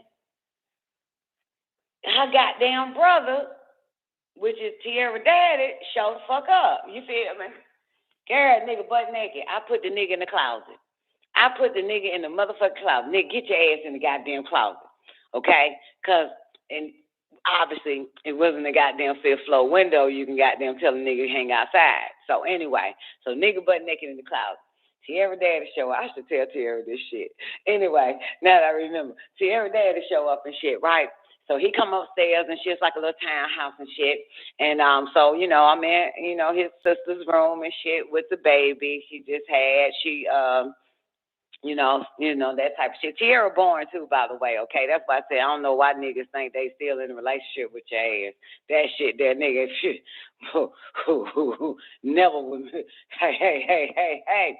So anyway, he sits on the bed and shit, and I could tell he sensed something. You know what I'm saying? Probably smell like straight butt in that motherfucking room. I don't give a fuck. You feel me? So he was just walking around the little room for a minute and shit, man. This shit wild as fuck. Sitting on the bed, but because, you know, I'm just goddamn, you feel me? I'm a cool ass broad, you understand? I don't give a fuck if God is watching, the devil is watching, motherfucker. I don't give a shit. I still keep it 100, you heard? So anyway, I ain't nervous or no shit like that. You know, I'm just goddamn chopping the willy with the nigga, you know, that type of stuff, while the butt naked nigga in the goddamn closet and shit. So anyway, this motherfucker stayed at the goddamn house, I swear to God. It had to have been for a fucking hour. At least an hour. He just right there in the room and the nigga in the closet. This shit wild. So he finally leaves and shit. I walk the goddamn piece of shit outside and shit, lock the door behind his monkey ass, go back upstairs, open the closet door, nigga butt naked sitting on his sister, my baby daddy's sister, clothes basket, and the nigga, he threw his hand, you know, the little index and the thumb. He threw them bitches up and he said, I feel this small. That nigga said he feel that small. Well, that's the end of that story. Hope y'all enjoyed it. That's another Don Covillon story way back in the days. All right, so moral of the story, back to homeboy. Okay, so an unidentified woman knocked on his apartment door. So then after that, Tillman made the woman wait out in the hallway while he hurried up and got dressed. He was like, I'm coming to the door. Give me a minute and put the clothes on. Police say that Tillman and Tanner, that's Tabitha, right? Nude and unresponsive. Nope, I missed that part. Police say that Tillman and Tanner began arguing. That's what did it. He said, bitch, you got to go. So they started arguing. Next thing you know, he tossed her butt naked ass through an open window before opening the front door for his other girlfriend. Goodness gracious. Goodness gracious. This shit wild as fuck. Okay, what happens next? So, then first responders found Tanner nude and unresponsive in an alleyway next to Tillman's building. She was pronounced dead at the scene. Surveillance video showed Tillman inspecting her broken body in the alleyway. When police questioned him at the scene, he initially described her death as an accidental fall. And this nigga is now charged with first-degree murder. His other girlfriend was initially arrested at the scene, but she was released and has not been charged. And this nigga is held without bond. Why would you arrest a bitch that knocked on the goddamn door? You know what I'm talking about? Like, the nigga said I threw the bitch out the window and you still gonna arrest the goddamn girlfriend that showed up to the house. Man, they just so fucking stupid, Newbie. Great day to you, babe. They just so fucking stupid. You know what I'm saying? And this nigga stupid because if the bitch found in the alleyway and then he goes and checked the body and video surveillance see him, I just would have been like, yo, I found a butt naked bitch in the alley, man. I want to know was she asleep or dead or something. I wouldn't have never fucking said I threw the bitch out the window. I'm telling you that right now. I wouldn't have never claimed that shit. That bitch would have been an unsolved murder, okay? That's it. Serious. I don't do no shit like that. I ain't gonna tell on myself. Come on, Nubi. Give me my check. Yeah, man. What's up, You know, so Don? How what? you doing Video this evening? surveillance. You know, yeah, great day, newbie. Like, so what? Video surveillance. See me goddamn walking in the alley and then see a butt naked ass bitch and look down like, what the fuck? Are you alive, bitch? You know, like, goddamn. Don, you know how lazy these cops are. They want somebody to do their job for them. They're gonna hold her as an accomplice or something. What is newbie talking about? No, as far as why did they arrest her initially? Oh, you on that part. Okay. Damn, you have a 15, 30-second lag. Oh. Because they just want to lock motherfuckers up for no goddamn reason. They just like doing that shit. They'll lock up a motherfucker on the passenger side that's asleep. That's just what the fuck they do. You know? This is what they do. They went for the twofer. Yeah, but he did. Yeah, they would have. You're right, Darren. All they would have did is swab that bitch pussy, found the DNA, put it in a database, and that nigga they'll knock on the door. But then again, you knock on my door after I done drilled the hole and you find that bitch in the alley. I'll just be like, you know what I'm saying? Yeah, I know her. Yeah, I fucked her too. But I ain't kill her. That's what you supposed to say. You know, I fucked her, but I ain't kill her.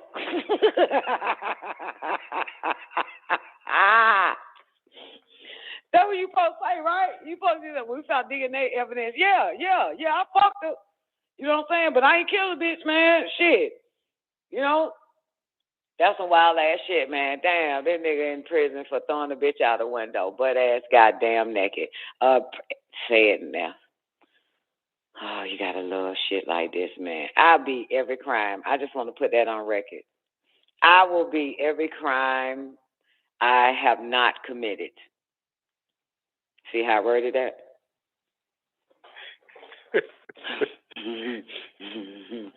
All right, goddamn. I'll beat every goddamn crime. You feel me? Ever told y'all I was accused of cheating? No, I'm always accused of cheating, but one of the first times of my life, well, one of the seventh time or whatever, I was accused of cheating. And it was some hoes that told the little African booty scratch ass nigga that they took me to meet some nigga and shit like that. And so he confronted me and shit and was like, did you? I said, you believe them bitches? He said, I gotta believe them bitches, Tata. I said, well, then believe them bitches. That's it. There you have it.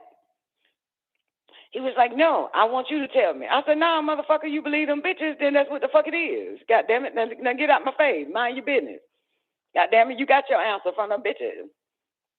Anybody gonna ask me, was that true, what them bitches said that they did? And what is it, y'all, anybody want to ask, is it true? Don, was it true? Yes.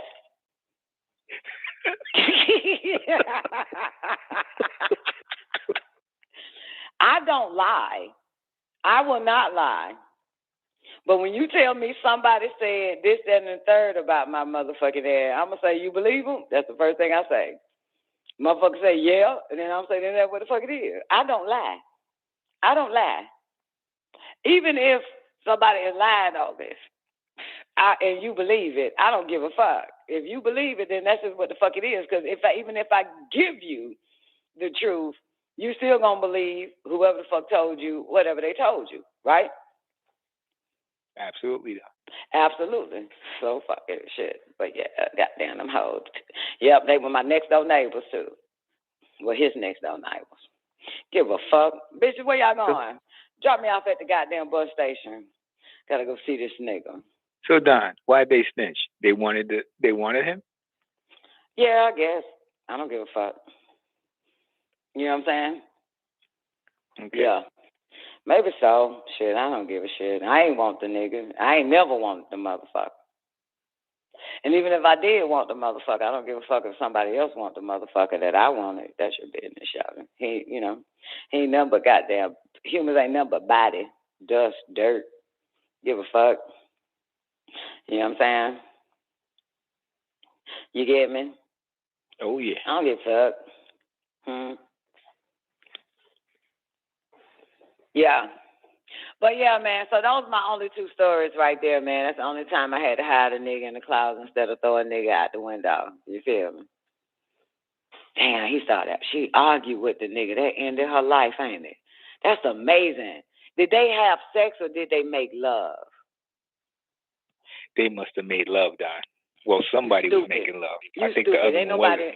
Once you make love, motherfucker, you don't throw no bitch out no motherfucking window because somebody else showing up.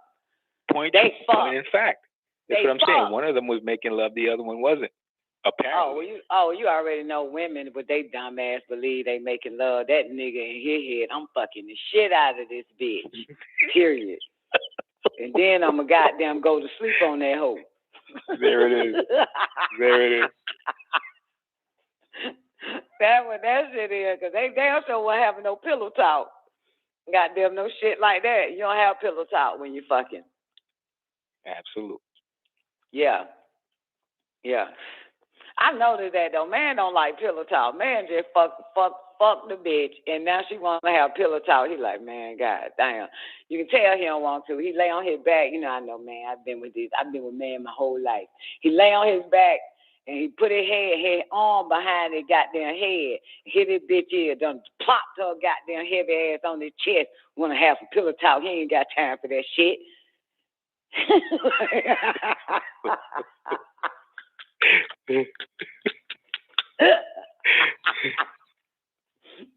He ain't got time for that shit, god dog. He done already went to the bathroom. That nigga ready to go to sleep. Anyway, that's that, boo. Noob, you got anything you want to share?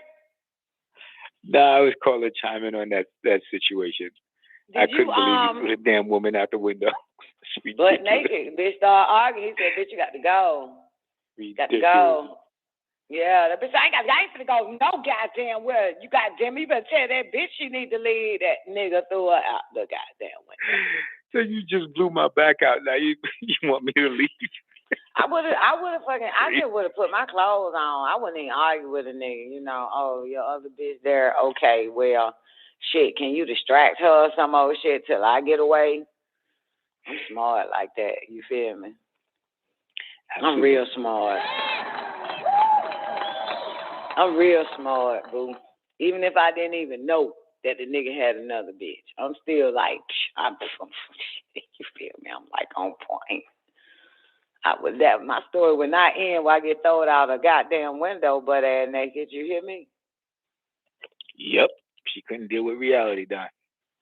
Yeah, she gonna argue like that her nigga. Bitch, you know damn well ain't nan nigga your nigga. Alright. So, speaking of nan nigga your nigga, my mom told me that I can't even think of the guy's name. He ugly. He played Mal Davis. Mal Davis. This might find it interesting, right? I had to say ugly, and then boom, my subconscious said, "Oh, that one." You talking about the jazz player? Trigger words, man. But anyway, huh? The jazz musician? Is that Mal Davis? I believe so, yes. Okay. Yeah, but she told me Mal Davis, right? This is fucked up. His father was a dentist, you know? His father was a dentist, and damn. Oh, and he was married to Cicely Tyson, Mal Davis. Did y'all know that shit? Nah. Okay, anyway, this is what happens when you talk to your mom or somebody that's all in everybody else's business. Okay, so sorry, but I'm going to share it anyway, okay? Mal Davis' father, okay, he have a mother and a father. They're married, that type of shit. And his dad is a dentist, very abusive. He hit Mal Davis' mom in the mouth, and all her teeth fell out. That's what my mom wanted to tell me. And by the age of 8 or 9 years old, he left them. He left the family, which is a good thing, right? By the time Miles was 8 or 9, that's when his dad left. Yeah, that's fucked up, but his mom ain't got no mouth though now. See, this is that shit right there. You know? And the more you find out about these motherfuckers, it'd be like, God damn. It seems like every goddamn musician, singer is abusive, black. You know what I'm saying? From those back in those days. You know what I'm saying? Like my mama told me that who was it? Was it David Ruffin? Yeah, David Ruffin beat Tammy Terrell with a hammer. Yeah. That's some fucked up shit, right? What with a hammer? Yeah, with a fucking hammer. She was ran through. All them niggas abused her, even Marvin Gaye. Yeah, she was ran through. And the first motherfucker to abuse her was James Brown when she was like 16 years old.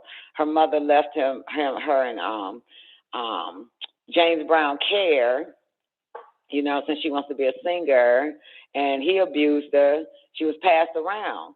They were jealous of her. Only time a nigga lay hands on you if he fucking jealous of you. I'm telling you that shit. And but then David had her, and my mom said that he beat her with a fucking hammer. And the shit sad. Her story is real sad. My mom told me all this shit about Tammy a long time ago. But her story is sad because you know, she just had the worst of all these popular fucking men in the golden era age. Okay, what they call it, 70s goals, 60 goals, and shit like that.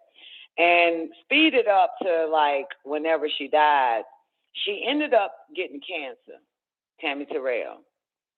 And she is at the hospital being treated for cancer, and a doctor, minding his fucking business, saw her, fell in love with her, married her, and 6 months later she died of cancer.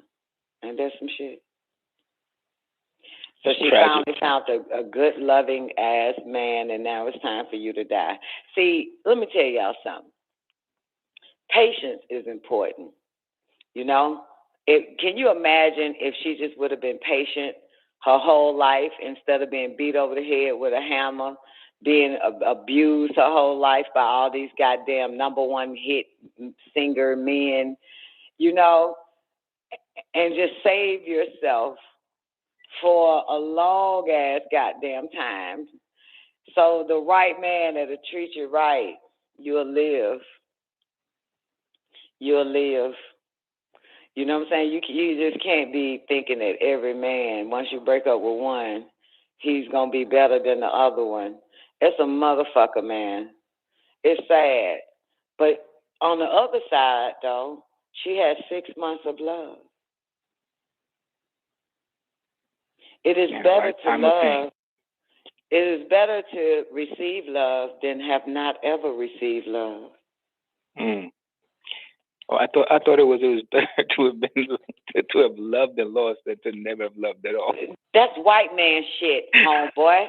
You know I don't fuck with white man shit. That makes no sense. Okay. I'll just say what I heard.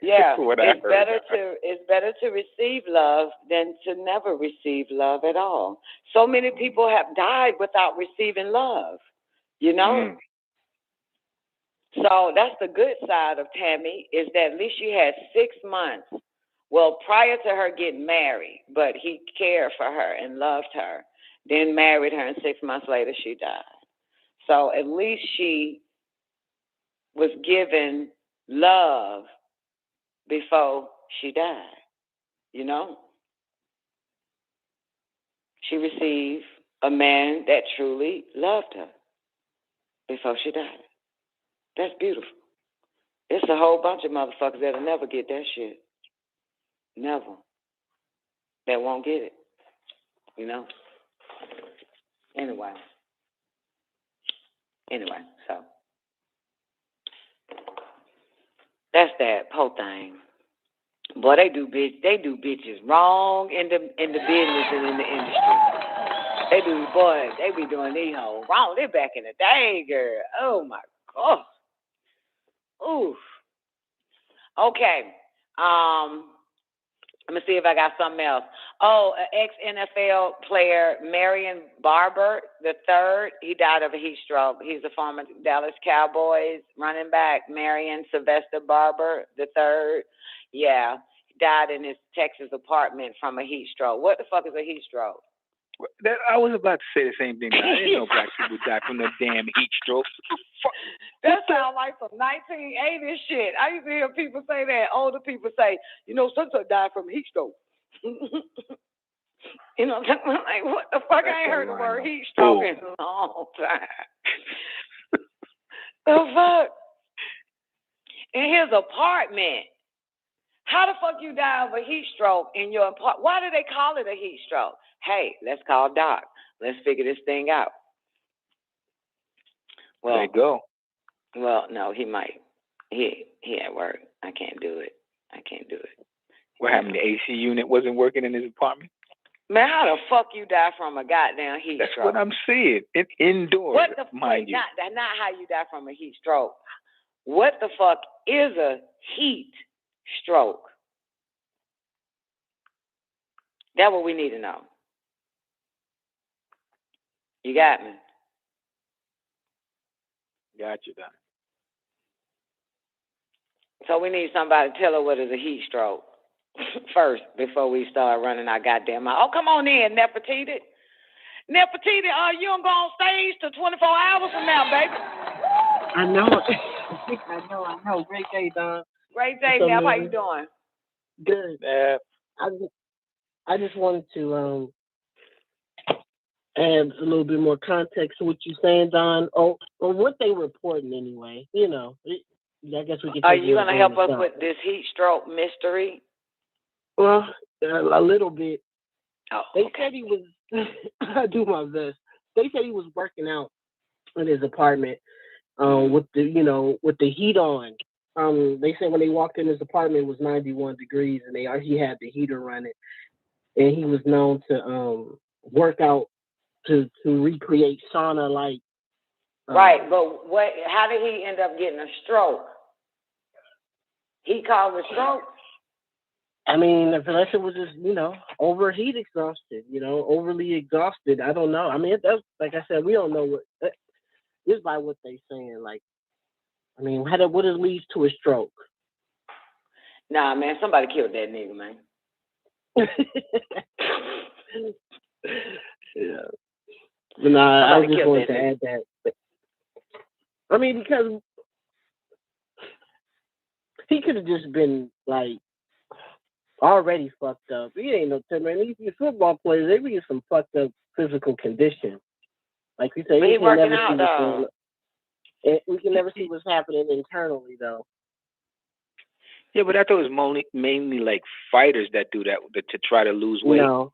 They would like. It go to any athlete who wants to be cut. I worked out in hot ass gyms like with the heater on. It happens a lot. Yeah, I don't run the air, period, but I work out in like 80, 90 degree temperatures because I don't run the air. Yeah, I don't want to get sick. Someone can put a bike in there, stationary bike, all kind of shit in the sauna, or just turn the crank the heat up and then put on the sweatsuit too. Put on the straight insulated sweatsuit on top of that. Yeah, well, there's not reports of people that actually does that and get a fucking heat stroke from that. Well, that's true. Yeah. Yeah. But, he might have just had a stroke, Yeah. He was 38. 38. I don't know.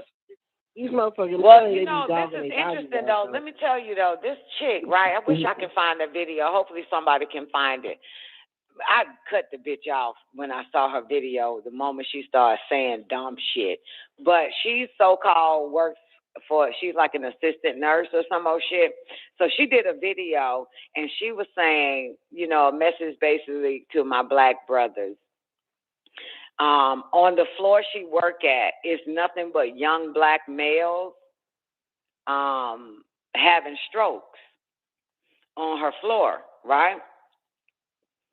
And I'm thinking this bitch is going to give, like, maybe cures for these niggas to prevent having strokes. Got it?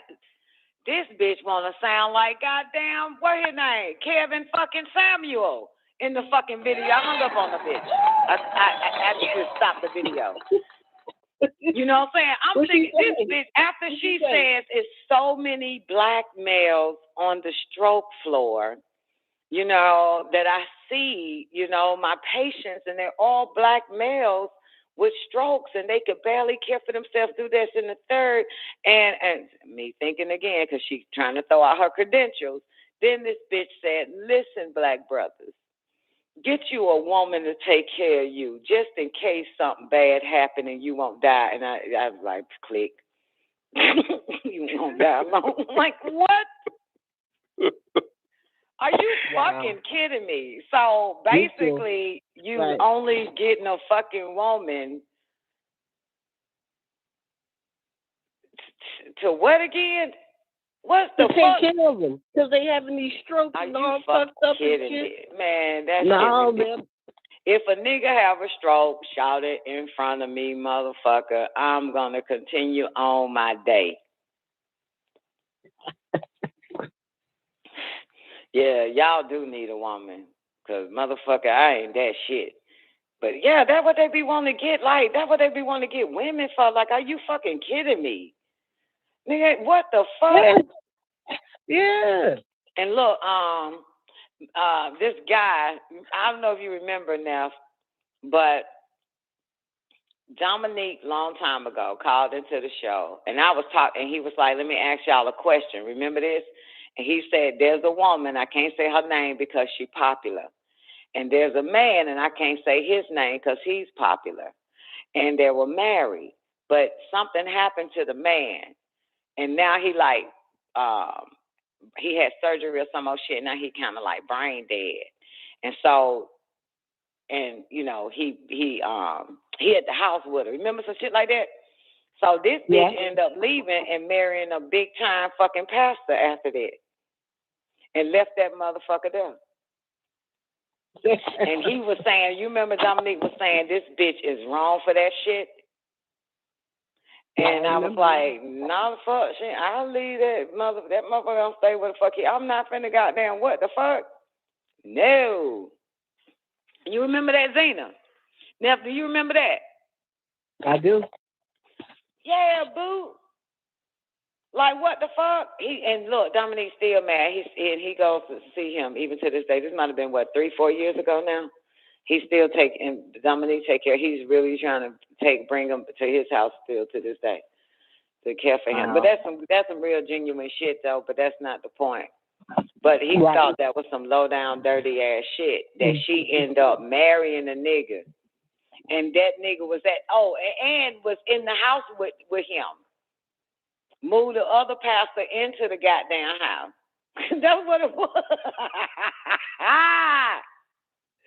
That's what it was, too. We were like, she was low down, dirty bitch. No, motherfucker, it's life, baby. That shit life, okay? Okay? It's hard. I'm going to tell y'all, my mom couldn't do it. My mom would call me. That's why she couldn't take it no more. You know what I'm saying? Try to care for my dad and shit.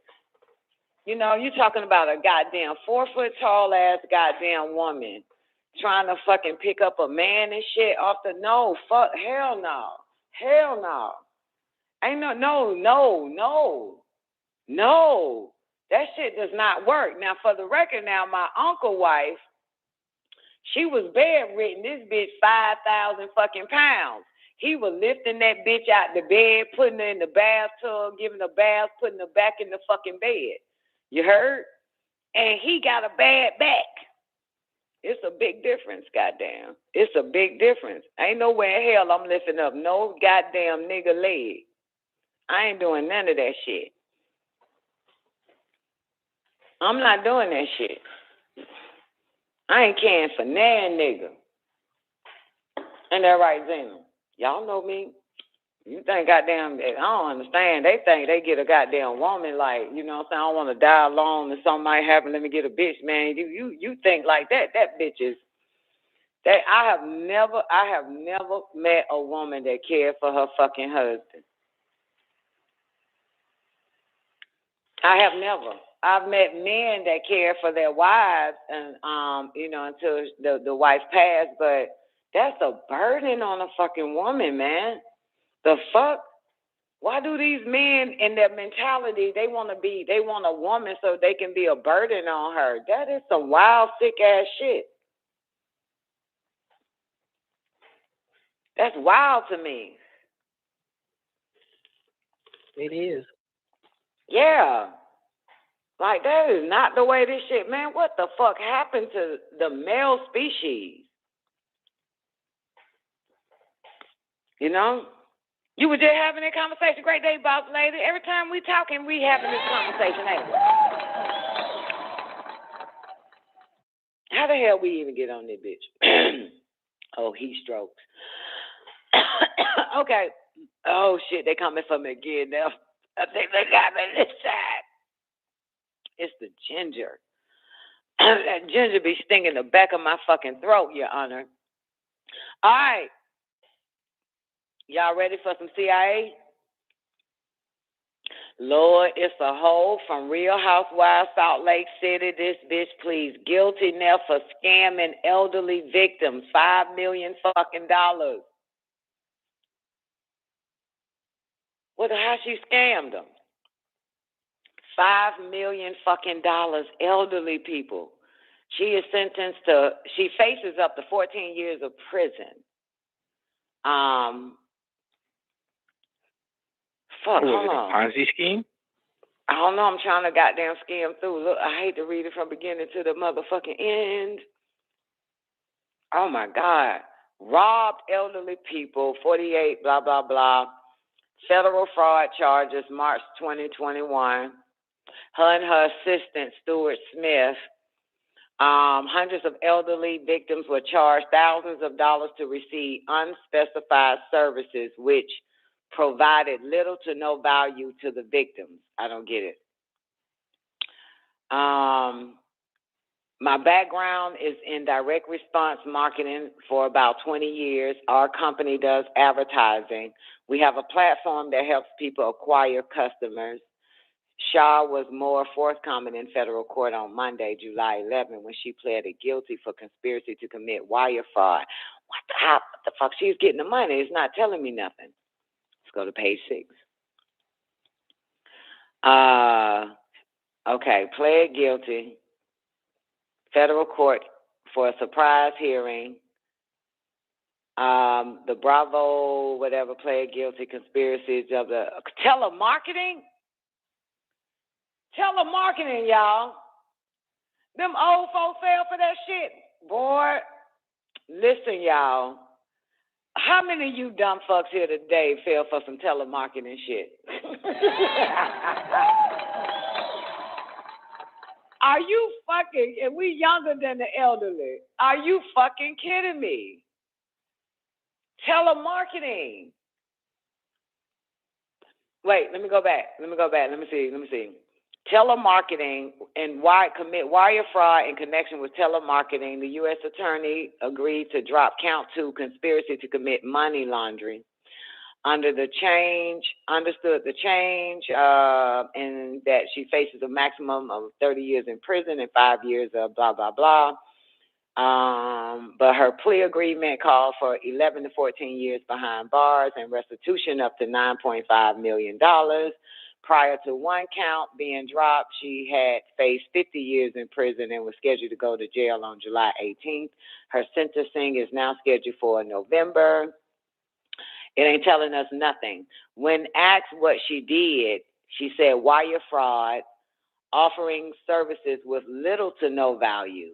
Oh, we use interstate telephones and emails. I knew many of the purchasers were over the age of 55. I am so sorry. She also admitted that she knew what she was doing was wrong and illegal. Any official documents regarding the change in plea yet to be released. She accepts full responsibility for her actions and deeply apologized, blah, blah, blah.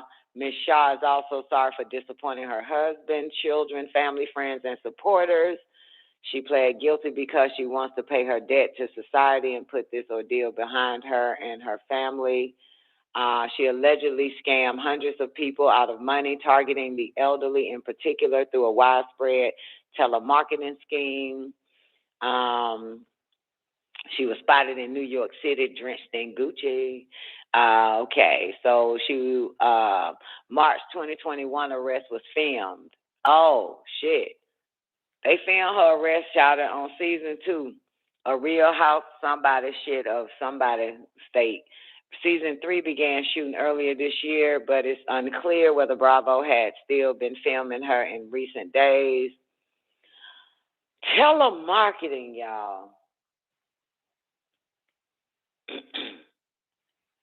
What ass fuck fall for telemarketing? Now, let me say this. One of the shows that I watch and you motherfuckers are sleepers on is called Lock and Key, L-O-C-K-E, Key. Have you heard of it? Anybody? It's in season 2. Yeah, so I see it's on Netflix. I haven't checked it out, but I see it on there. Right. So the last, one of the it's season 2. I'm finished with it now, though. Just came out. But anyway. So one of the things that this little boy says to a little girl, little black girl, white boy named Bodie in the shit. He tells a little black girl, he said, look here, we have to protect our parents because, he said it is our responsibility to protect our parents because they don't know nothing.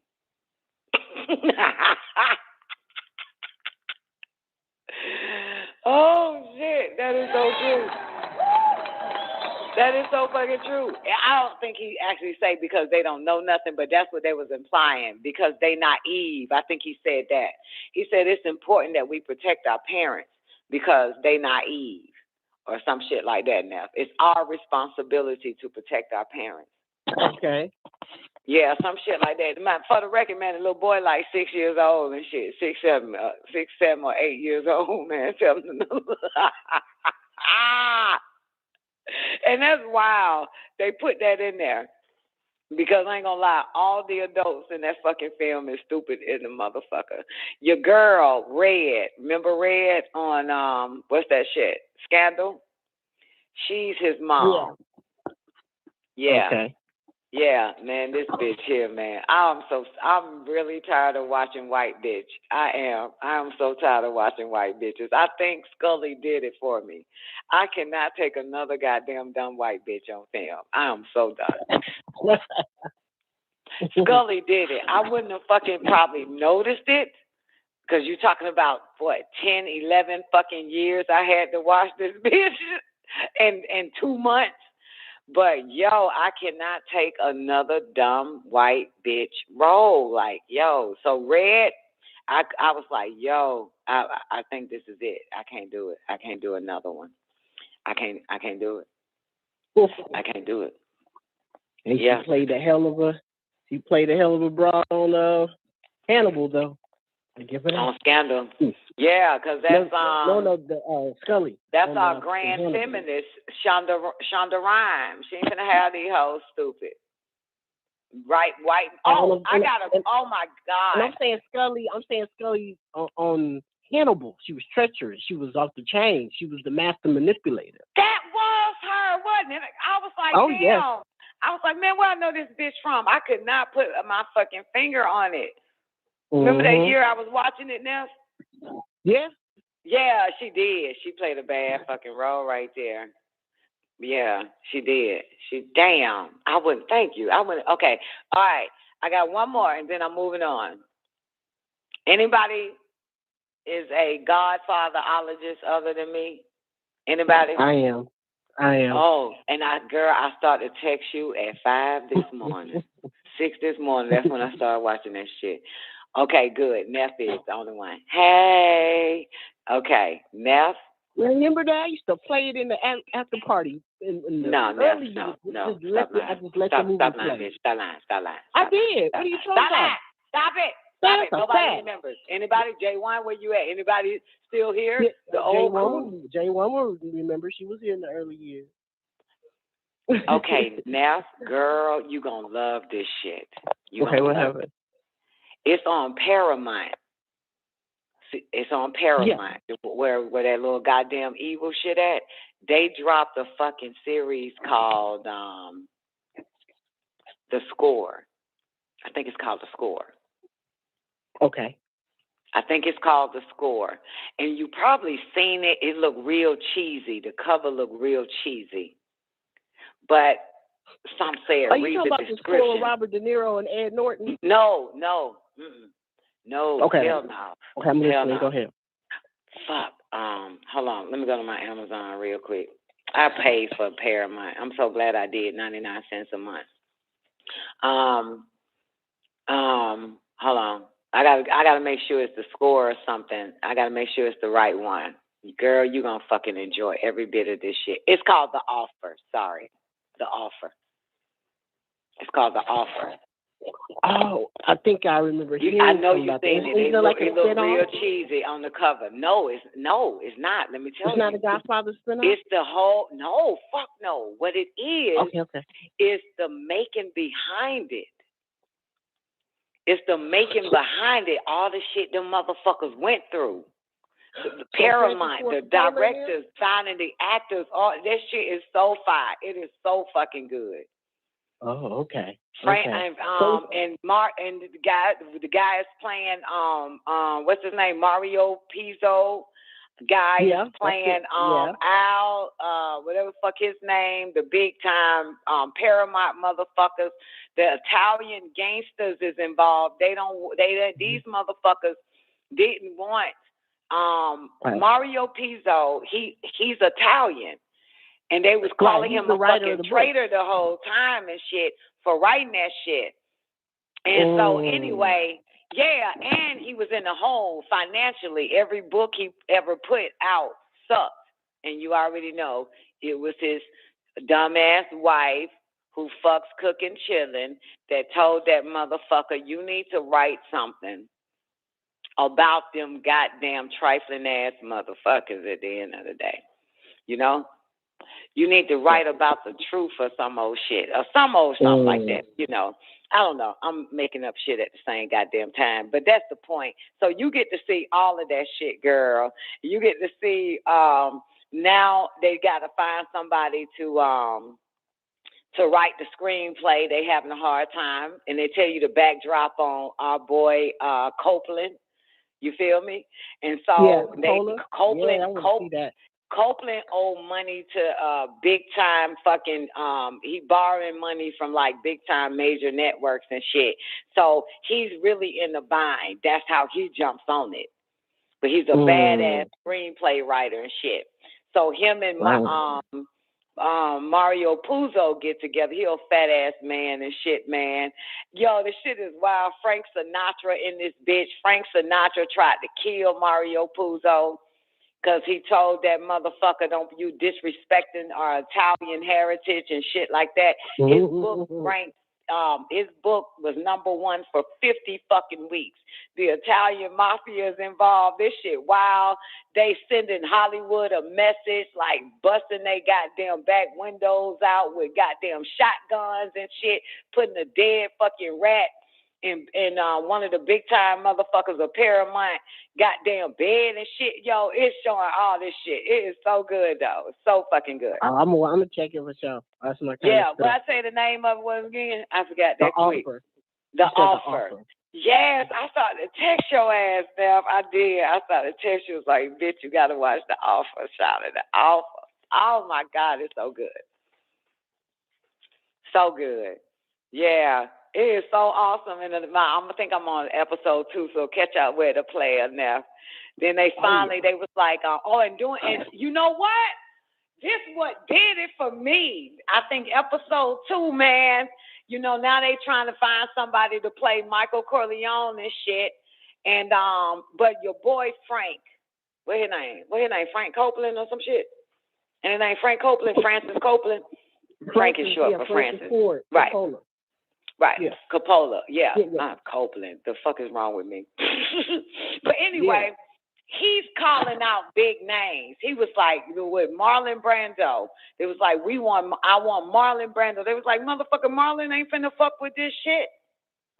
Right? Shit, wow. Marlon ain't finna fuck with this. And one of the chicks, and then Frank was like, Francis, whatever the fuck. Francis was, then he was like, I want Al Pacino to play Michael. Girl, during this time, Al Pacino was doing Broadway. He was a nobody for real, for real. He was known. He had a fan base. He had like a fan base, but he was known doing plays, you know, that type of shit. You know how black people know that fat ass, light skinned lady and that dirty knee nigga on from Tyler Perry shit. That's how he got famous, like that type of shit. I don't know their name, Tamla and Mickey Mouse or somebody. What's the black man, Mr. Brown and shit? You know what I'm talking about? Like he known like that, doing plays and shit. And they wanted him to, so they sat down with the nigga, man. Yeah, you should see this shit, man. Yeah, Chitlin Circuit, but he did a few Broadways, a few shit like that. And he was hungry. You know what I'm saying? He was really he was a starving. When that nigga did Michael Corleone, the whole Hollywood started booking that nigga. That's what got him on. That's what got Al Pacino on, doing Michael Corleone. Can you believe that shit? That shit's so hot. It's really good now. The writing is really good. Please, goddamn, I need a friend. I need a friend. Need somebody to have a conversation with. I'm gonna check it out tonight. Later on tonight. No, that's my kind of show. Yeah, you gonna fucking love that shit. And the nigga, man, this motherfucker lucky. The nigga that popped the whole shit off, this motherfucker's computer programmer.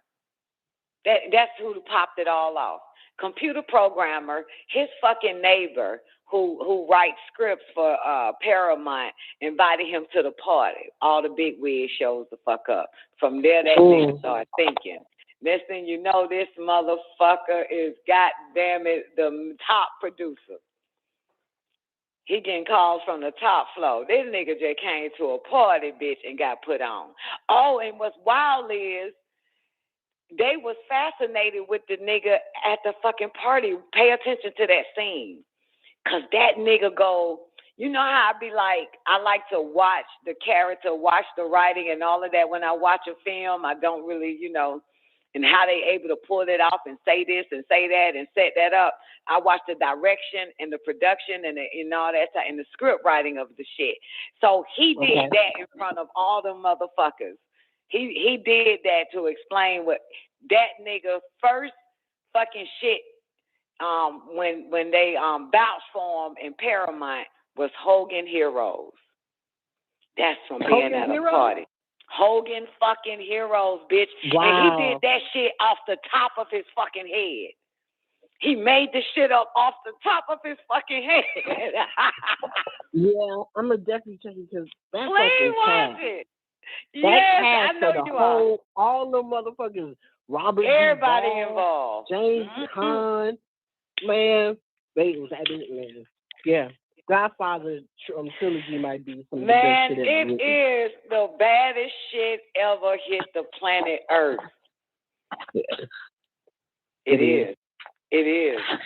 It is. And girl, you're going to love it because it's like you are the future looking at the past. That's what it's going to be like now. Goddamn, because I was like that the whole goddamn time and shit. Like, oh, shit. Girl, you gonna love it. You gonna love it. I'll watch it with you. I'll go back to episode 1. Just let me know when you do it. I'll watch it. For real, girl. Oh my God. Me and Nelson back twinning again. Take it after the show. Hell yeah.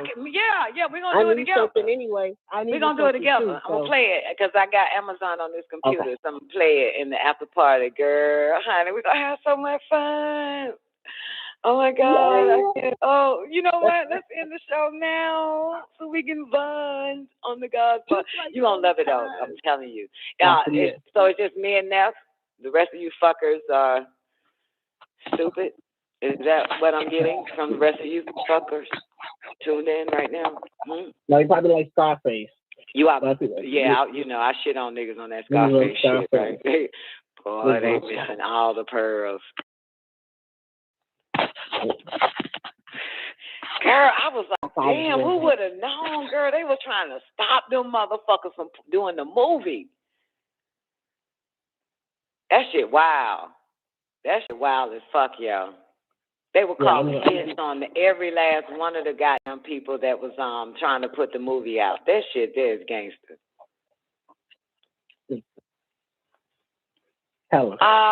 Essential. Are you a master of Godfather? You wouldn't be able to, enjoy it if you're not a master of Godfather. A master means you watch Godfather. You're able to actually dramatize off the head every scene in The Godfather. Yes. If you can't do that, then it's not gonna be a thrill. You have to be a master of Godfather. I gotta tell Fernanda too. I made all my babies watch that shit 1,000,000 times. But I gotta tell Fernanda. Study. It's study. It is good study. Yeah. From time to time, we'll end up doing the whole Godfather role and shit somewhere in that bitch, man. That shit, that's the best. It's the Bible. Great. And you know what's so beautiful about it? We did The Godfather, y'all, on WGAG Radio. We got some vets in the game that can testify. Remember we did the whole book, yo. Yeah. So just to see that part now, it's just like so phenomenon because we had a hand in that shit. You feel me? Absolutely. I remember that shit. That's when you find out that what's her name? Lucy Mancini. We had the bottomless pit. Yep. It was that shit is so fucking good. The book is so fucking good. And then you get to see, like, there's a part where Francis and Mark and Mario, it's nothing to spill, but remember the part where he has to kill McCluskey and the other guy and shit at the restaurant. At the restaurant when Michael got a kill. The Turk. McCluskey and McCluskey and the Turk. Yep. Right. And so fat ass, they both fat, by the way, Mario and Frank and Francis, right? So they sitting there building on it and shit, and that shit's so fire. He was like, so Mario, because it's his book, right? He was like, he wanted to get, he wanted, what's his name? Sonny, Michael's brother, to groom him.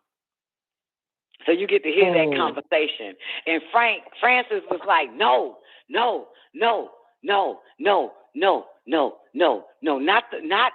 Sonny. We need to get Clemenza. Yeah, like an uncle role. That you get to see all that type of shit. Now the way they did this shit is so fucking hot, girl. And wait till you get to that scene, man. That shit gonna be so fire. It's gonna be so fire. In the game. He was in there making that pot of spaghetti and shit. It was wartime. Yeah. Oh, that part pops up, right? Because they Italians and they cooking and shit. And so they got the arguing in the kitchen. And just like, Francis Coppola, whatever fuck, he's a bad motherfucker. So when they got the arguing over food and what to put in it, and that's when Francis said, we're going to put that part in the movie. They arguing in the kitchen. We're going to put that part in the movie. We're going to put that part in the movie. Yeah, we're going to put that. Write that down. We're going to put that whole scene. And that was when y'all arguing about the food, we're going to put that in the movie. Yeah. Sonny and the fat boy. And had the argument. He was talking about Clemenza. He was like, no. Yeah. You put no wine in here. Yeah, man. Oh, my God. Wait till you see this shit. Because it was actually Mario that was cooking. And one of them niggas was arguing with Mario about what he was putting in the food and shit. And then Francis caught that shit and was like, yeah, we putting that in. Girl, you're going to love this shit now. I think we're gonna end up watching it more than one time. Possibly. Yes, it's Godfather. Come on, you know it. I'm the same. I've just seen all the trilogy 100 times. So if it's just here goes Doc right here. Hold on, give me 1 second. Doc, I'm sorry to bother you, sweetheart. Got a quick question. What is a heat stroke? Heat stroke. What is it? Well, that's a physical reaction to being overheated, and it can, of course, cause symptoms that resemble someone having a brain stroke because of being overheated, passing out in the heat, sometimes being so hot that they initially are sweating and then all of a sudden aren't sweating. Then all of a sudden, what sweating? Not sweating. It becomes so severe, the heat build up in their body with temperatures over 100. Body temperature can get them to the point where they're actually dry. What happened to the brain? The brain is damaged, but not to the point that you get damaged with a stroke where a vessel is cut off going to the brain. The brain just gets damaged by heat. Only it's not something that shows up on the CAT scan easily, but it causes the person to pass out and lose consciousness. And then heat stroke and of course heat exhaustion, but heat stroke is when the person actually passes out, loses consciousness. And then if they lose consciousness for a certain body's there for them, I guess, then they die. Yes, they can because of the body heat. The body heat can be in the range of 104, 105, even higher. Is that different from a fever? It's like a fever. Well, it's an increased body temperature. So yes, it would be the same as a fever, technically, because it causes an increase in the body's temperature. Okay. It's an NFL player died of a heat stroke. Huh? NFL player died of a heat stroke. He was like 38 years old, retired. Wow. Yeah. Yeah. Okay. I just wanted to know. Thank you, baby. No problem. All right. I hope I didn't confuse you. No. It was clear. It was good. Thank you so much. Okay. You're welcome. Anytime. All right. Well, Well, now, God dog.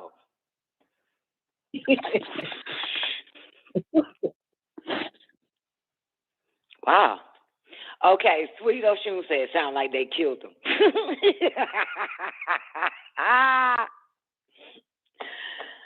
Wow. Well, I'll tell you one thing. If you ever want to die, do that shit. You hear me? Do that. Do it just like that. But you're going to hell for that shit. Yeah, okay. So, Neff and I we're gonna watch The Score. Is it called The Score? Was that right? Damn, I can't even think of the name of it. Oh, The Offer. Okay, the name of it is The Offer Essential. Sorry. The Offer. There it is. It's on Paramount. Amazon, yeah, that type of shit. But yeah, damn, that shit good now. I'm patiently waiting. All right, let's get into this. I gotta find something to do now till the show goes off. Whew. So excited. I feel like I'm going to Disney World. Okay. Y'all ready for the new fitness program, Trojan Horse? But before I give y'all the Trojan Horse, that's amazing how they gonna name the condom Trojan, right? Something inside that bitch that still give you diseases. All right, let's move on. All right.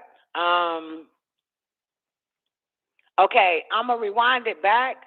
Not rewind it back. we left off at, then we're going to get into it because, it's the remote viewing type of situation. Did I give y'all Dr. Douglas Bisharoff?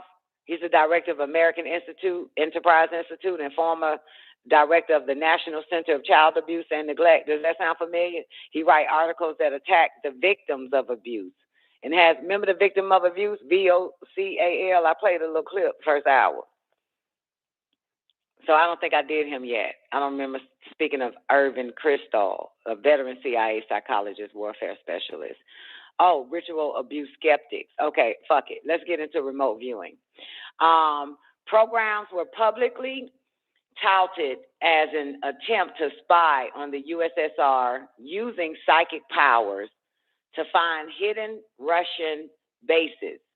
Okay, let me do it again. Let me get back because I'm so excited. I'm thinking about everything I've experienced on the offer, and I'll just get to experience it again with Neff. Sorry, let me calm down. It's gonna be so awesome tonight. It's gonna be so awesome. Okay, here we go. Remote viewing. Programs were publicly touted as an attempt to spy on the USSR using psychic powers to find hidden Russian bases. Why I keep pausing on that shit? Let me do it again. Sound like that white lady. Remote viewing programs were publicly touted as an attempt to spy on the USSR using psychic powers to find hidden Russian bases and gather intelligence information. Do I sound more like a reporter on that, or do I still sound like a bitch in the hood that ain't taught by the white man? The military intelligence personality, the military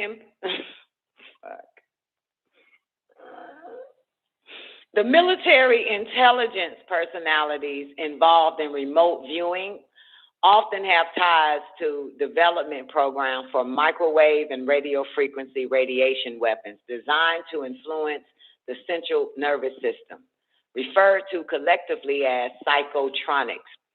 I gave y'all a whole show on psychotronics.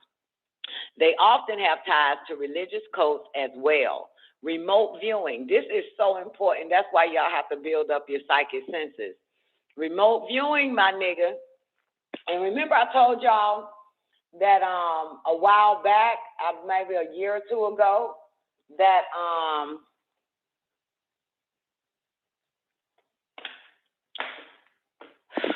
Zena, you don't need to watch anything because the whole world loves it, okay? Zena. You don't do anything because the whole world loves something or the whole world does it, okay? It has to be your calling, okay? Certain things has to speak upon you, call you, a desire, an urge, an impulse, okay? Just want to let you know. But if you feel like you're going to be left out of me and Neff twinning moment and you're trying to be a triplet, you know, hey, that's not going to get you in, baby. You have to be a master of it. Just telling you now. Like, you can't get in our little circle TikTok. Our circle is locked. Yeah, you really have to master Godfather first in order to move on, you know, like, and you're not going to do no shit like that. You know what I'm saying? Oh my God, it's such a beautiful thing. I think we should talk about it for the rest of the show. All in favor? All in favor? We should just dramatize and just talk about our favorite parts of Godfather. Just please. And this is their, as a matter of fact, it was last month or 2 months ago. It was their 50th, 60th, 70th, 80th, 90th, 100th. Couldn't have been 100th, okay. I think 50th anniversary. And so all the movie theaters, and even in your town, they actually put up The Godfather so some of you fuckers could go watch it and see it in the theaters, okay? Yeah, it was big. It was huge. As a matter of fact, Sanana's the one that told me about it, Zena, okay? She said, because she was in school, and, you know, and her professor was like, how many of y'all seen The Godfather? This and that was like, and Mom, you already know I was the only one that raised my hand.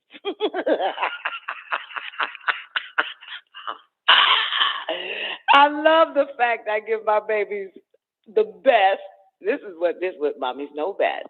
Okay? I love that shit. Yo, hell yeah, see? Who would have known, right? Me forcing their ass in front of a fucking TV for hours watching goddamn Godfather at 5, 6, 7, 8, 9, 10, 11, 12 years. You gotta sit your ass down. You gonna watch the guy. I don't give a fuck. It's important now that you got a year older, you'll be able to pick up a little bit more of the Godfather. Now sit your ass down and be still. I'll beat every last one of your asses. It's so important. Who would have known? 20 years later, because she's 25. No, 26. No, did it happen in May? Maybe it happened in May. So, yeah. Who would have known? It's still 20 years later, though. 20 years later, she's a masterologist of Godfather. And now she's in fucking psychology, whatever the fuck that stupid shit is, in school and shit. And the motherfucker, she's the only one to raise her hand. It's telling you, I make all my babies end up the only one. Okay, see, that shit important. Only one, you hear me? She's like, and of course, Mom, I was the only one that raised my hand. Damn right, bitch. You ain't gonna love me. You gonna love me. My babies ain't got no choice but to love me, baby. This is all for future purposes only. You understand? You may hate me now, but you gonna love me later, motherfuckers. You gonna love me later. You gonna love me later. Like, goddamn, all that shit my mama put us through, man. This shit plays out in the real world, and we goddamn shine out of all these goddamn sperm pets. Com pets. Okay. All right. Anyway. Yeah. Okay. Let's move on. Where was I at? Oh, sorry. Remote viewing. That's what the fuck I'm talking about. Remote viewing. Master remote viewing. Even if you got to do it with me, even though there's a big block over my shit, you ain't going to be able to see in it, but just try it. You know what I'm saying? Do somebody who ain't got no protection over them. You know what I'm saying? Like your neighbor's house or something. You know, that white, nasty-ass, dingy white bitch across the street from you, 20 star. Yeah, master your remote viewing. You know what I'm saying? That type of shit. And, yeah, see what that hoe doing and shit like that. What's in her? Because I know you ain't never been in a house, but it's easy. People don't have a protective shield over their shit because they fucking humans. You was telling Nanya about that later today. That's why Nanya, great day, Nanya. How you doing? Okay. Yeah, okay. But yeah, y'all practice that shit. Let's listen to this part one more time, okay? Remote viewing. Oh, that was the one more thing I wanted to share. Remember I did a whole motherfucking CIA, I think it was FBI. I keep talking about this shit every fucking 3 months, that they were using civilians and people that work in the government, and the female that was over it, we was all reading her report. This was on a show like maybe two years ago, maybe 2 years ago on the show. And basically, because everybody, her conclusion, she worked for the FBI or whatever, but she was, trying to figure out this whole psychic power shit. And so, but some of their conclusion was to the government was that everybody possessed psychic powers. You understand? After she had to train like some of the people in the military and regular people that want to participate or see if they could possibly do remote viewing without AI involved and shit. and found out that it turns out that people, you remember it. Okay, as long as you remember, Zena, I can stop talking about it. Good. As long as all I need is one. I'm not finna go into detail. Fuck y'all. Y'all Google it, find some CIA classified on remote viewing, and read the shit your goddamn self. Thank you, Zena. All right. So remote viewing programs were publicly touted as an attempt to spy on the USSR using psychic powers to find hidden Russian bases and gather intelligence information.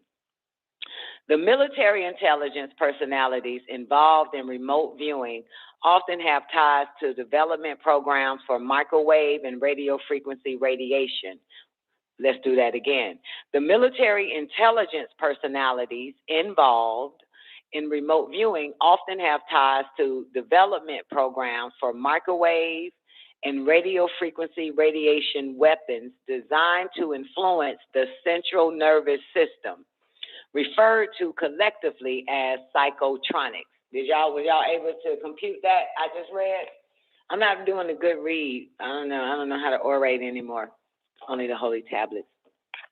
They often have ties in religious cults as well. Remote viewing began with Operation Scanate, C-A-N-A-T-E, Operation Scanate, and Grill Flame, run by the NSA and INSCOM, INSCOM, at Fort Meade under such personalities as Lieutenant Colonel Thomas Bearden, Albert Stubblebine, Ingo Swan, Keith Hurrier, Ed Dames, Harold Putoff, Russell Targ, Paul Smith, and others. Operation Scanate leader Thomas Bearden went on to lead the American Psychotronics Association. Project Grill Flame leaders Ed Dames and Albert Stubblebine began PSI Tech Corporation. That's a private remote viewing company which holds the Smirnoff patent for a psychotronic weapon. And we got the Smirnoff patent. I'm gonna dance with y'all maybe future years later on that. Okay, if some of you still alive. I'm not gonna give you so much because I'm waiting for some of you motherfuckers to fall off. Okay, so remote viewers Putoff, Hurrier, and Dames have counseled the traumatized victims of death cults and mass shootings, such as the Jonestown mass deaths and the Columbine shootings, even though they are not counselors, but physicists and military intelligence officers by training. Dr. Harold Putoff exemplifies the contradiction. He is a former NSA officer who developed the pulse microwave laser, a remote viewer, and a high-level Scientologist who likes to counsel traumatized victims of cults. The concept of remote viewing is being used as a cover, a psychological warfare operation, in order to screen the development of psychotronic weapons and conduct MK-Ultra operations. The same people involved in remote viewing programs for the NSA and the INSCOM at Fort Meade and PSI Tech Corporation are also closely tied to psychotronic weapons development in religious cults that use MK-Ultra methodology to induce MPD, multiple personality disorder. Strange threads such as non-lethal psychotronic weapons development, remote viewing operations, and cults engaged in ritual abuse are all woven together, suggesting that MK-Ultra and non-lethal psychotronic weapons development have evolved into Dr. Esther Brooks' infiltration operation. Woo, that was a lot there, okay? That was a lot. That was a lot right there. He also talked about Russian weather engineering over America. Which book you got? Thomas, Zena said, that's the man, Thomas Bearden. She said, that's the man that was talking about the zero vector and pulling energy from the vacuum. Oh, shit. The link, and I played him, and he was boring kind of, sort of, but I should have kept listening. Get the fuck. Girl, the chickens done came home to roost. Look at this here, Zena. Look at this. Okay, you're triplets. Come on. You don't, come on. I'll walk you through the whole Godfather and then speed you up, and then boom, you get to watch whatever the fuck the name of the damn thing is. I said watch. I can't think of it now. To hold shit in my memory would be beneath me. Let me go find it real quick. Offer. The offer. Yeah, okay, fine. You're part of our triplets now, okay? We're triplets. Got you. I would never leave you out. You're so fucking awesome. You're the greatest. All right, let's move on. General Edmund Thompson. General Edmund Thompson ran the second remote viewing project called Project Grill Flame at Fort Meade, home of the NSA, with oversight by the DIA. What the fuck is the DIA? Jack Verona, a nuclear physicist and head of the DIA's Scientific and Technical Intelligence Directorate, managed the project as well as Sleeping Beauty. They got a fucking project called Sleeping Beauty. God damn it. What the fuck? Jack Verona, a nuclear physicist and head of a DIA's Scientific and Technical Intelligence Directorate, managed the project. What project he managed, y'all? Project Grill Flame. Stay with us. Don't sleep. Don't have me waste my fucking shit. You know what I could be doing right now. I could be doing this shit. You know what I could be doing right now? Smoking a cigarette, walking on a treadmill, and playing my fucking video game. That's what I could be doing. All the way to 6 in the fucking morning. It is an exhilarating experience.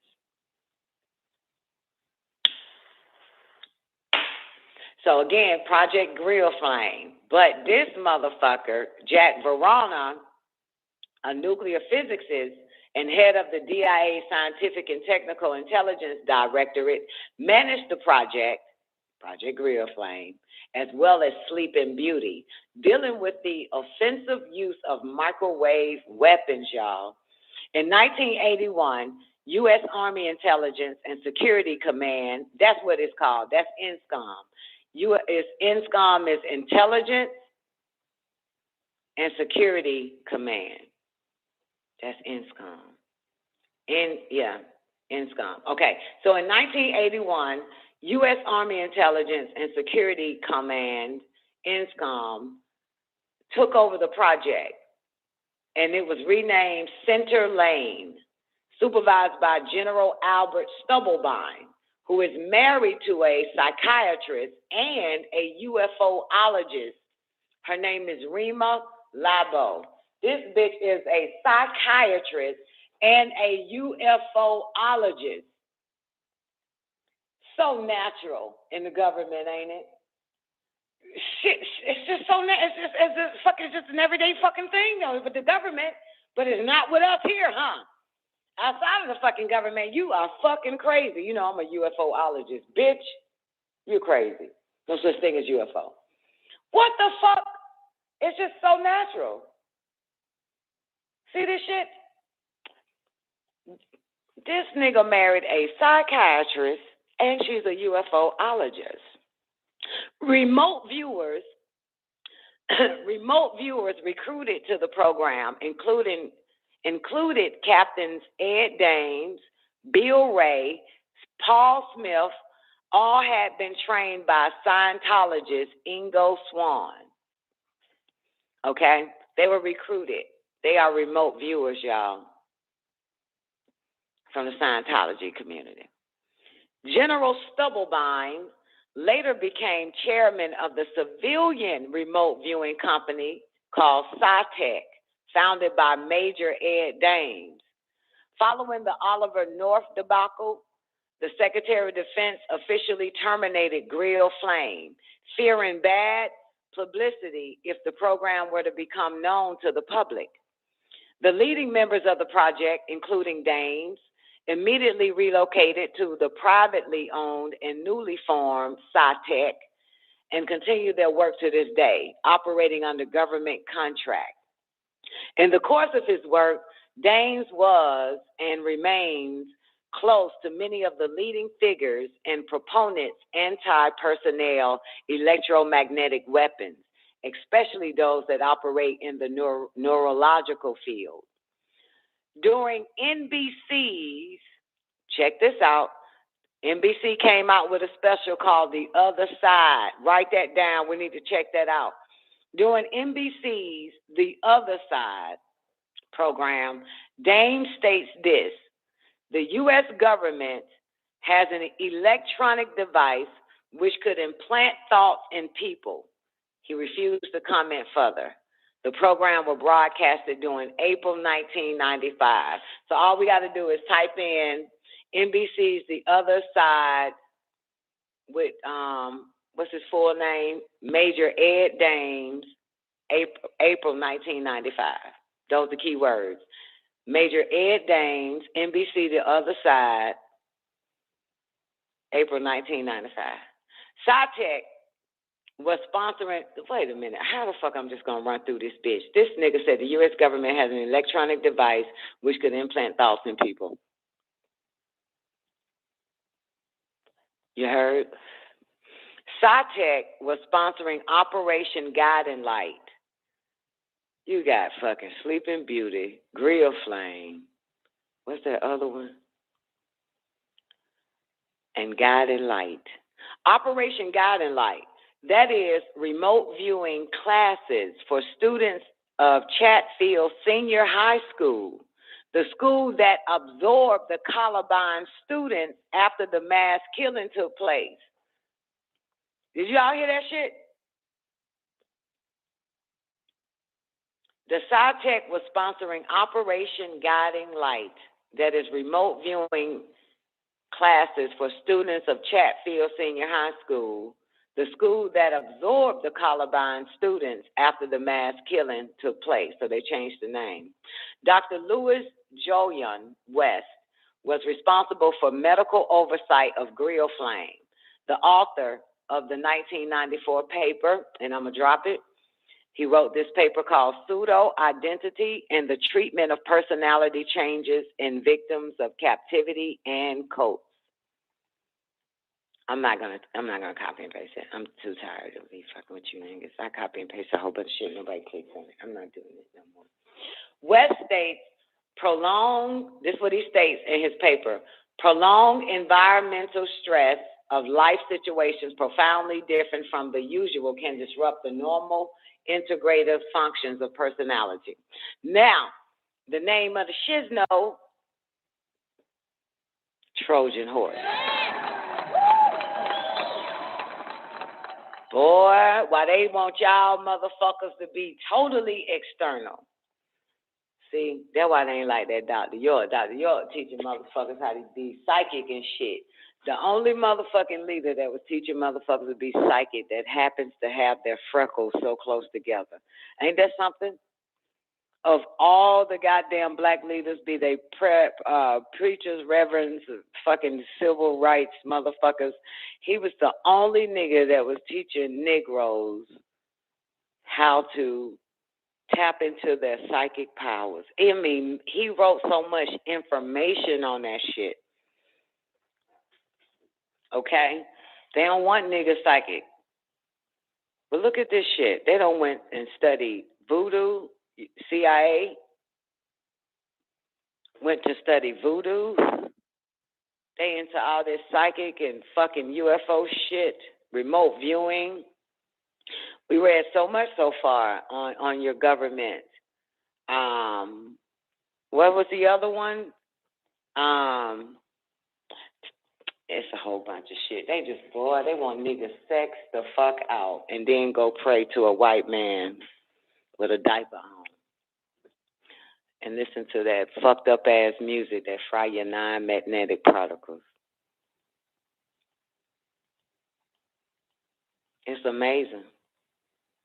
They went straight to a white school and started having classes on remote viewings. Guess who goes to a black school?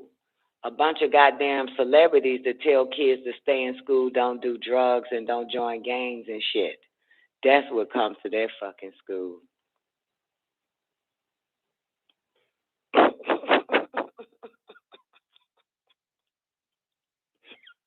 Trojan horse.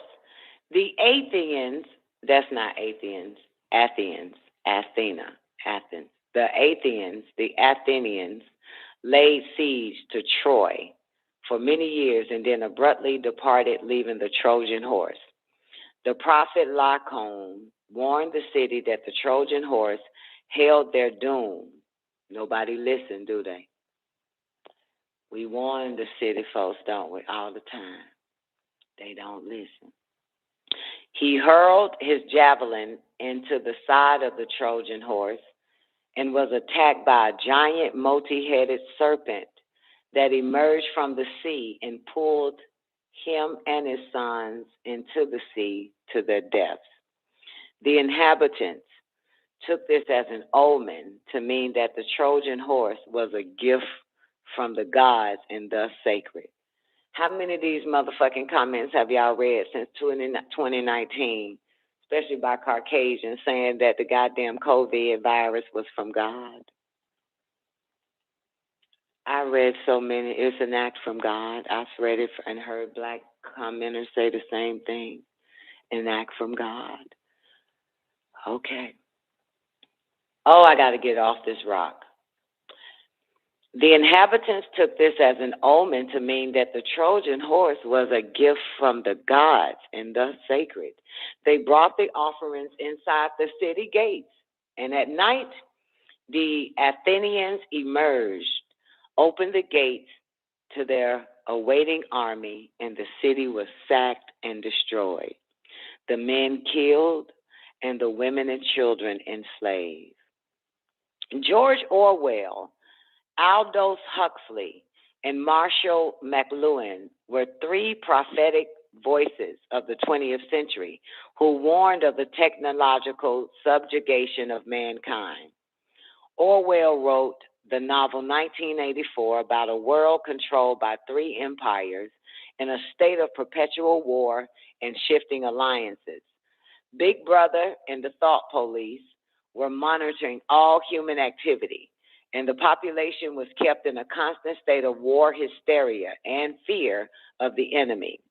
1% of the population composed the inner party, 15% the outer party. The remaining 84% of the population were pros, P-R-O-L-E-S. The technology of control possessed by the totalitarian state made rebellion impossible. The technology of control possessed by the totalitarian state made rebellion impossible. Slavery was eternal. They did a movie for some of y'all who missed it on WGAG when we did 1984. They did a movie though. It's called 1984. You can go watch it if you're too lazy to read the whole goddamn book. All right? But you're going to miss some really key shit. Anyway. Oh, this is so sad. So sad, so sad. Aldous Huxley wrote the novel Brave New World about a future technological state controlled by the drug Soma. Human reproduction was an industrial process, cloning different models of genetically designed humans for a specific task within the social hierarchy. Look, maybe Zena can find it. Zena, I saw something, I don't know, about maybe 3-4 weeks ago. One of these mainstream media motherfuckers reported that human cloning is happening. That the majority of people probably look the other way, that be relying on mainstream media. What they said something like, hold on, I'm trying to get my memory back. It said something like, it was some man, I think, or some company. They were busted or raided or caught cloning. One of those. Yeah, and one of your mainstream media reported it. Yeah, reported clone bodies was found. Yeah, type 90 clone seconds. Bodies was found or some old shit like that. Yeah. Yeah, one of your, figure it out. Somebody, go figure it out. Yeah. One of the mainstream, I was like, God damn, they They reported it? Yep, clone bodies, yo. Yep. All right. That's another one for you if you ain't lazy to try to find it. All right, so back to the book, Brave New World. Human reproduction 60 was an seconds. industrial process, cloning different models of genetically designed humans for a specific task within the social hierarchy. Huxley despaired that humanity would destroy itself, but decided finally that a spiritual evolution could avoid such a catastrophe. Okay, now we got Marshall McLuhan. He wrote about the effects of technology on society. In the 1950s and 60s, he was the prophet of the internet. He spoke of the concept of the maelstrom and described it, oh shit, they trying to kill him. And described 10 it seconds. as a movement. Oh shit, I'm about to die. Hold up. Overtime, boys and girls, it's official. Hold up. God damn, what the fuck be going on? Every time I get on this bitch, they try hard. Look here. We on Marshall McLuhan. He wrote about the effects of technology on society. So in the 1950s and 60s, he was the prophet of the internet. He spoke of the concept of the maelstrom and described it as the movement from a literate society based on the written word back to a symbolic post-literate society based on electronic imagery. Sound familiar? He said that this vortex of technology would disrupt human civilization and obliterate everything that came before. That's what's happening. Now, we got a Greek mythology motherfucker named King Minos. Everything I touch turn to gold. Ooh, yeah, you got the Minos touch. In Greek mythology, King Minos received a gift from the gods, a perfect white bull. Instead of sacrificing the animal to the gods as agreed, he substituted it an inferior one and usurped for himself that which came from the gods. Poseidon placed a curse upon the land, and Midas' wife gave birth to a monster, the body of a man and the head of a bull. Midas forced human sacrifices into the maze to wander lost until they were killed and eaten by the Minotaur. Theseus, like Zeus, Theseus was forced into the maze, but the king's daughter had given him a magic ball of string to trace his path in the maze and a whistle to disarm the Minotaur. He slew the monster and freed himself from the maze. This story has persisted for 3,000 years in many different cultures because the themes are eternal. King Minos creates the monster by usurping power for himself and placing himself above the law. Minos has created fascism. The Minotaur nightmare that survives on human sacrifice, the beast that feasts on human flesh, that's dictatorship. The hero, Theseus, slays the beast, destroys fascism and the tyrant, and frees the land from its curse. All they need is one. What face has the Minotaur assumed in the 20th century that we could recognize? Nazi Germany personifies the technological totalitarian state and serves as a model. The subjugation of the Weimar Republic began with the creation of private militias. Damn, that sucked. Please don't tell nobody I read that word and I said militarize. I promise, if you better not tell nobody I said militarize. Let's try that again. I'm telling Doc. No, you better not. You better not. I said militarize.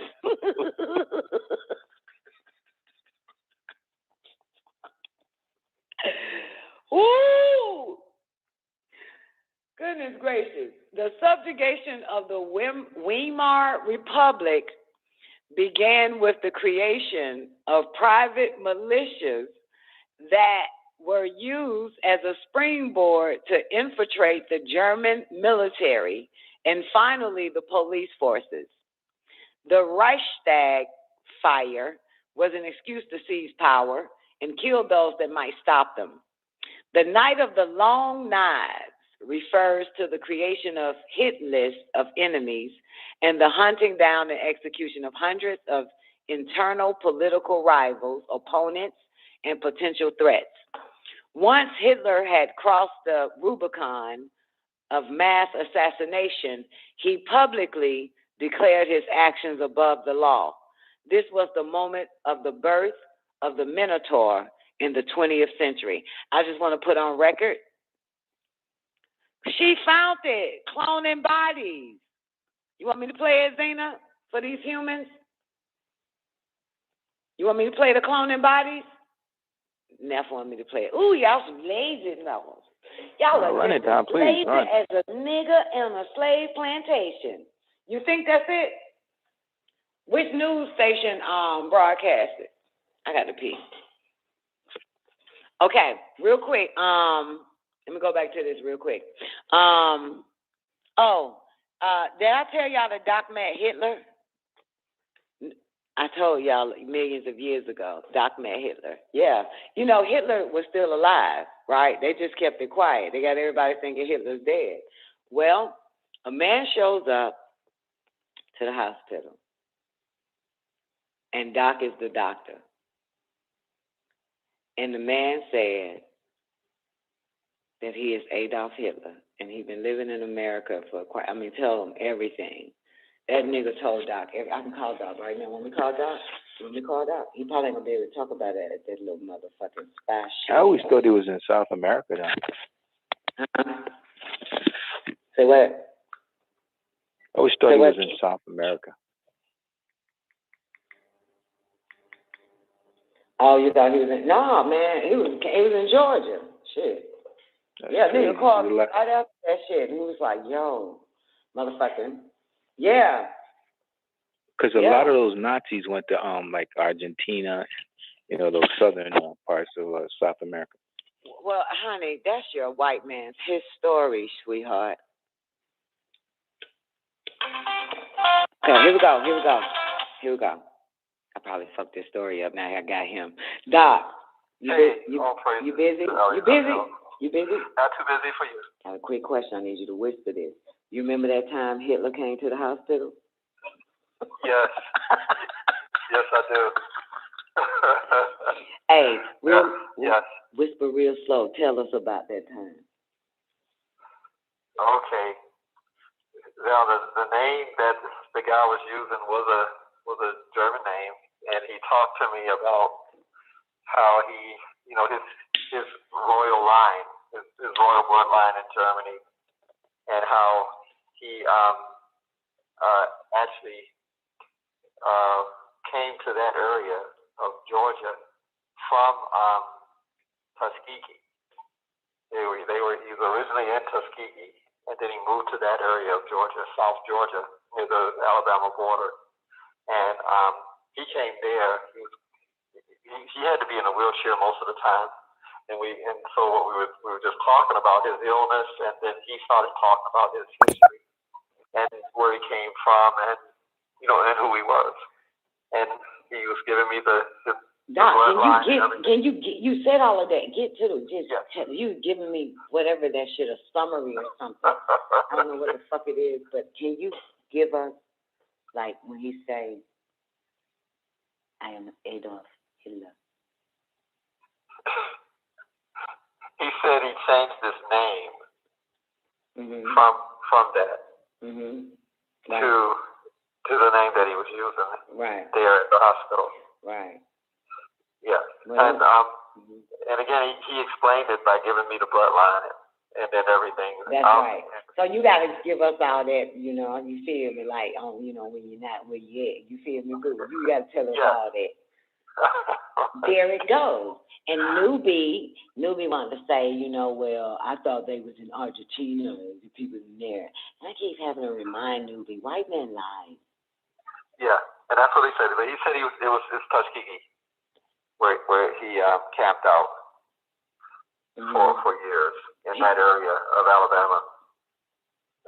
When he came from Europe. That's some wild ass shit. Yeah. And you care for Hitler. He's so beautiful. Yeah. Now they be sending their ass to you, don't they? It's interesting, yeah. Like the 3 foot. And it's interesting because you knew the bloodline of Hitler. A lot of Negroes don't know that, even Caucasians. And that's why he had to prove to you that he was Hitler because of the bloodline.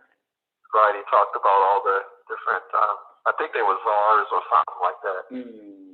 Yeah, that he described, which, you know, I thought was something they have in Russia too, but I think there's some kind of German line of czars that he talked about all the different kingdoms. You didn't have a lot of information on Hitler, man. Man, he's probably dead now, but if I ran up on Hitler, I would have been like, man, you gotta tell me about them goddamn, you gotta tell me about them Aldebarans and them Palladians giving y'all all that shit. You feel me? How did all that happen? That's what I want to know. He said that they did have some involvement with the Tuskegee experiment also. Who did? Him and the people that he was with, the scientists that were with him. Hitler literally told you that? Yeah. Wow. So they the one that brought your government, the one that brought Hitler in. Yeah. That's right. Something about, he mentioned, you know, different. Because how you gonna bring the Nazis and not bring Hitler? See, they just say, yeah, we, you know, under they declassified, it's like, yeah, okay, the gig is up. We got Nazis working for us and shit. But motherfucker, you got Hitler too. Yeah. Big time. Because remember now, these old heads that's damn near about to die, they the one that said they sent motherfuckers to Hitler camp to be taught by them. To find out how, you know. Exactly. Yeah. Wow. Meanwhile, got y'all thinking the bad guy still the bad guy in bed with him. Boy, them devils are smooth, baby. This why I don't believe shit they write in their books, which is why I flunked every damn test in their school system. Fuck you. I am not believing this lies. Fuck you. And the older you get, you find out, and you're not shocked because you're not taught by them. You can get the truth, and it won't goddamn shatter your nervous system. And he even said he was still waiting to get back in power over in Germany. Really? Yeah. How old was he, Doc? He was like 80, 90, wasn't he? He was in his 80s, yeah. That was about 10, 12 years ago. I know. I mentioned it right when you told me. I said it on the show. So you know me. If you tell me anything, I go right on the show and tell it. So I won't forget. But I'm glad you're here to give us to it again. Okay, baby. Get busy. Save lives. I love you. Doing my best. I love you. All right. Y'all heard that? Newbie, you heard that? Wow, that takes me back, huh? That takes me back down, really. Because you're led to believe that he was racist, but he's even has a black doctor. That's funny. Tell Doc everything. Well, that's... See, belief is one thing. If I tell you don't go to that house over there, and you don't go and you believe everything I said, you're going to share that and pass that lie on and on to other people. But eventually, you got to cross the damn street and go in that house and see for yourself. You know? I don't know if they took Hitler down on YouTube, but you get to, I mean, they had all his speeches, all that shit. That's why so many people knew that, you know, he was doing that to the, to the grooves. Certain type of people, I know. To the grooves, because, Mm-hmm. you know what I'm saying, they were not the real, Absolutely. from Abraham. He said they are the Nubian people. Yep. Yeah. So, yeah, man. Yeah. Yeah. No, the reason being I said that was because, he was trying to build a master race and all of that. So I guess, Man, I mean, unlike Negroes, we should build a fucking master race, but hey, you want to be in the master race. Ain't that a bitch? You know what I'm talking about, Nubian? Absolutely. Ain't that a motherfucker? It sure is, Doc. We need to build us a master race, and you got all these niggas talking about, no, I want to be in the master race. I want to be with the master and here, right? I don't want to be with my own people. Yeah, man, all these fucking other races is fucking, whoever the leader of your race, of the races, for real, man, they are trying to get this immortality and become supreme, And that's something? Newbie? Yep. Ain't that amazing? Yes, it is. Yeah, It is. I mean, god damn, the mentality of Negroes is fucking disgusting. This shit here be pissing me the fuck off. Because every man is the leader of his race.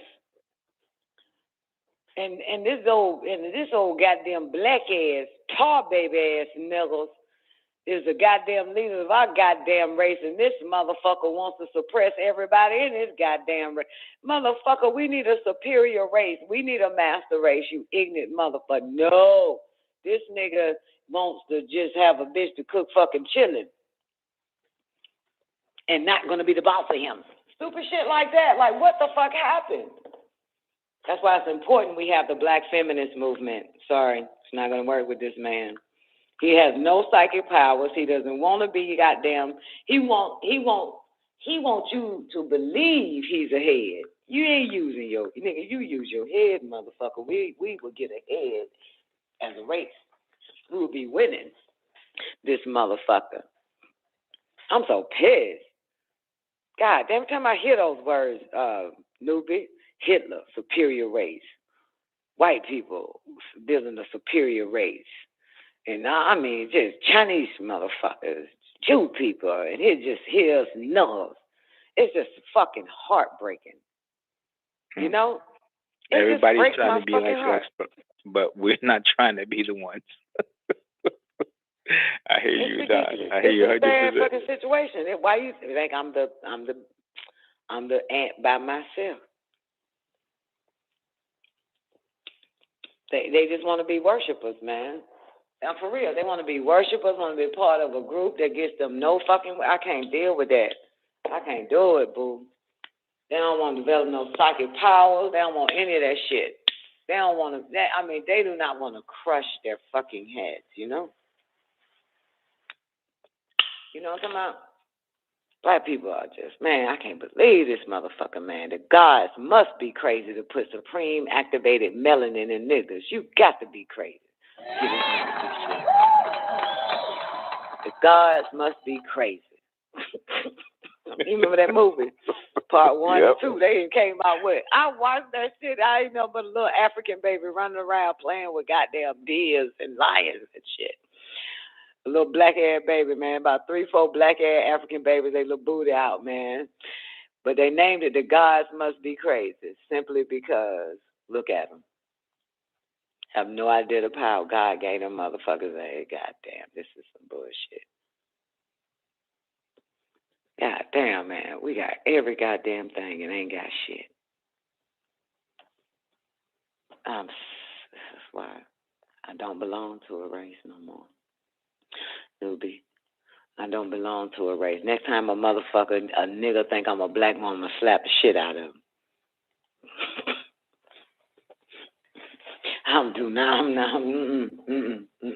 Came by myself. I came by myself, man. Fuck this shit.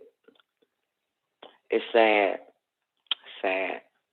Anyway, we're going to get into this pseudo-science of eugenics. Y'all ready? The pseudo-science of eugenics of the dogma of German racial superiority. See, look at that. We just talk about this shit, ain't we? You see this shit? You knew it was coming, Don. The pseudoscience of eugenics and the dogma of German racial superiority and the theoretical subhuman level of other races was the rationale for wars of annihilation. Hitler's plan was to depopulate vast regions of the East and replace them with Germanic stock. Lebensraum, or living space, was the key phrase. Anybody speak German? I speak a little bit, but I don't know that word. Lebensraum. Lebensraum. I guess that's kind of, if you say it slower, you sound like living room. Lebensraum, or living room, was the key phrase. Living space was the key phrase. 10 million Jews came under their geographical control, of which 6 million were systematically murdered in an effort to wipe out the Jewish race. I just want to put on record, this son of a bitch that wrote this shit believe that same dumbass lie. You remember Rabbi Finkelstein? Remember that white guy? White guy said, motherfucker, you lying about that 6 million. It wasn't 6 million. It was 30,000, 13,000 or 30,000. Another word 3 was in it. And Rabbi said, hey, I don't give a fuck. Hey, you say this, I say that. Hey, that's your business. Yep, he did the math, Don, absolutely.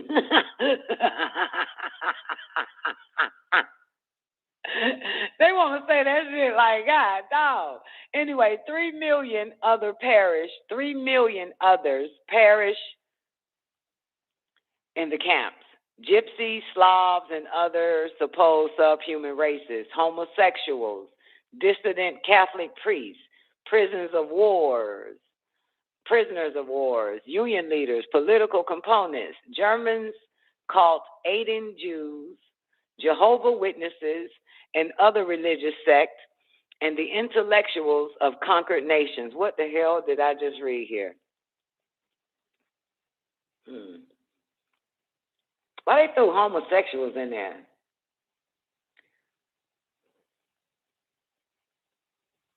The concentration camp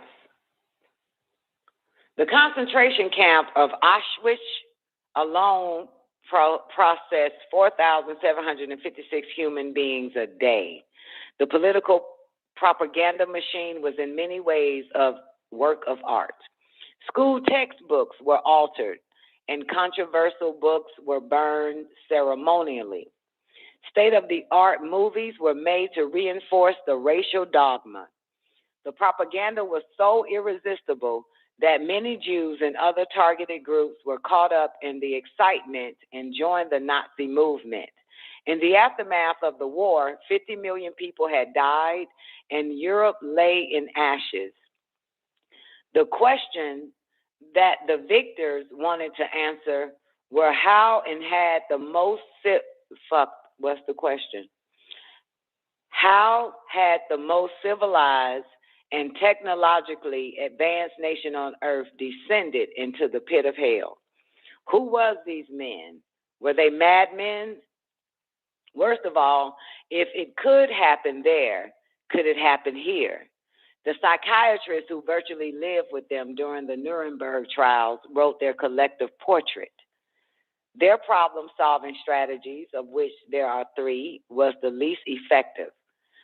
They were born followers. They needed someone to tell them what to think. You hear this, newbie? They were born followers. They needed someone to tell them what to think. Their collective IQ was 140, a rigid view of the world, black and white without gray. Though they had some very unusual characteristics and some unusual personalities among them, they were not madmen. The psychiatrist noted that there were plenty of similar individuals in the United States who would gladly step over half the bodies of their fellow countrymen to control the remainder. The answers they received were not the answer they were prepared to hear. No, they were not madmen, and yes, it could happen here in the United States. Did you hear that shit? I heard that, Don. Once in power, Joseph Stalin immediately had half the Russian parliament shot in exile to Siberia. And to solidify his hold on power, he deliberately starved millions of his own people. You do not put the gay agenda in the schools, your children will starve. Oh, shit. The Molotov-Ribbentrop Pact was a secret government between Stalin and Hitler to attack Poland and divide the nation between them. And when Hitler double-crossed him and attacked the USSR, 20 million Russians perished. Stalin was totally devoid of human feeling for his own countrymen or anyone else, and the world was right to fear him. Mao, how you pronounce that, the other Chinese motherfucking name? Mao, M-A-O, Newbie, how you pronounce that? Anybody know? Mao. Thank you, Nat. What about this one? Chiang Kai-shek. When he overthrew Chiang Kai-shek. Chiang Kai-shek. Yes, is that the man he overthrew? Fuck it. Chiang Kai-shek? I don't know. I guess. I don't know. Yeah. Chiang Kai-shek, I guess. That's it, Don. You got it. And what you say is that guy with the M name? Mao. Okay. Mao led a Chinese communist peasant revolution that overthrew Chiang Kai-shek in 1949. The degree of individual conformity demanded by the state to communist dogma in the world's most populous nation was terrifying. The Great Leap Forward was a failed attempt to crash industrialization that resulted in famine and the deaths of millions of people. What is it again? Mao? His name Mao? Yes, Mao. Mao, Don, you said it. Mao's favorite tactic was to set opposing groups of people against each other. Sound familiar? Mao's favorite tactic was to set opposing groups of people against each other to instill fear, eliminate potential rivals, and retain power despite popular discontent. One example was the Cultural Revolution that established the Red Guards as a vigilante force used to attack bourgeois. Is it bourgeois? Yeah, you know bourgeois. You know, bourgeois. Bourgeois. Y'all know bourgeois? I know bourgeois a little bit. Used to attack bourgeois elements in society, meaning anyone. The suffering of his own people left him unmoved. Mao's cult of personality exceeded even that of Stalin. His image and writings were inescapable. So we got Stalin, Mao, and Hitler personified the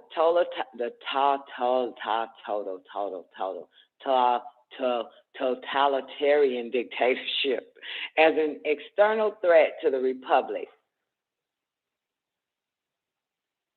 We were right to fear them.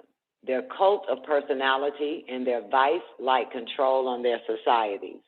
However, ancient wisdom and the mythology of the Minotaur points towards a tyranny. Is that how you pronounce tyranny or tyranny? Terrible lizards. Tyrannosaurus. Anybody watch the new Jurassic Park? Okay. Nah, not yet, Don. Oh, you don't even have a job like I do, nigga. I'm watching everything at the same time. Oh, Bar said yes. Okay. All right. Terrible lizards. Tyranny. Okay, so where we at? What's the tyranny thing? Okay. However, ancient wisdom and the mythology of the Minotaur points towards a tyranny that emerges from within, not one imposed from without. Did y'all hear that? The three prophets of the 20th century were warned of a technological dictatorship that is imposed from within, not a foreign threat, but one that emerges internally, as it did in Nazi Germany. Yes or no? Yes. Yes! It's from within, which is why I don't let nobody in. Every time I let somebody in, here they come with their goddamn tyranny. You feel me? Man, you men come with tyranny and totalitarian and fascist and communism. That's a man thing. Alex de Tocqueville was perhaps the greatest historian of the age. He visited the U.S. in the 1831 and wrote a description of our country that exceeds all others. He identified the U.S. and Russia as the two emerging world powers, and in effect predicted the Cold War 120 years before it began. Alexis de Tocqueville wrote about how the Minotaur would manifest itself in this country. His description of a kinder, gentler fascism feels very much like the words of the three prophets. A manner of control that makes people love their servitude. Fascism wearing a silk tie. If the technological dictatorship spoken of by the three 20th century prophets should arise now, it would have to happen here in the technologically most advanced country. The racial dogma would be replaced by super patriotism and religion. If such a dictatorship, a new Minotaur should arise here. How would we recognize its forms? Those that are against slavery. That's how I recognize everybody's form. If you're an oppressor, I know exactly who and what the fuck you are. You give up. You smell like an oppressor. You smell like you want to enslave motherfuckers. Oh, I hate slavery. I hate slavery. I hate captivity. You hear me? I hate that shit. I hate that mentality. I can't. I do not. No. No.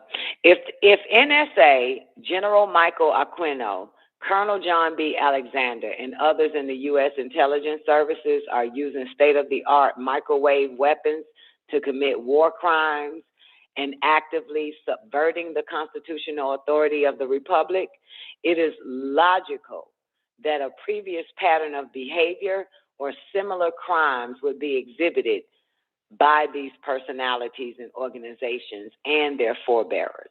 No shit. Got dogged. That's chapter 7, boys and girls. Chapter 8 say COINTELPRO. I got 30 minutes remaining. COINTELPRO, boo. And finish that one. I'm reading all this shit, shot because goddamn at the end of the motherfucking day, these the same people. It's all Ain't relevant. nothing changed. I know. All relevant. It's all happening relevant. now. And it was happening the now before this now. Yep. Always been like this. Shit ain't never fucking changed. Always. Shit is so fucking trifling. I hate these motherfuckers. You know? I was listening to a class today, and Dr. Young say some, Imam Issa actually, he say some shit like, you know, the problem with black people is that, you know, he said they're fighting for their rights. You know what I'm saying? But they're not fighting for their rights. They're fighting for their rights to be the white man. That's what he said, newbie. He said that's what they're fighting for, the rights to be a white man. to be white. This is in the 80s. He said deep. that's what they're voting for. Their right to be white. He said they want to. He said the black man want to be the white man so goddamn bad, and he's begging the white man for his rights to be white. He said he wants to be in the image of the beast.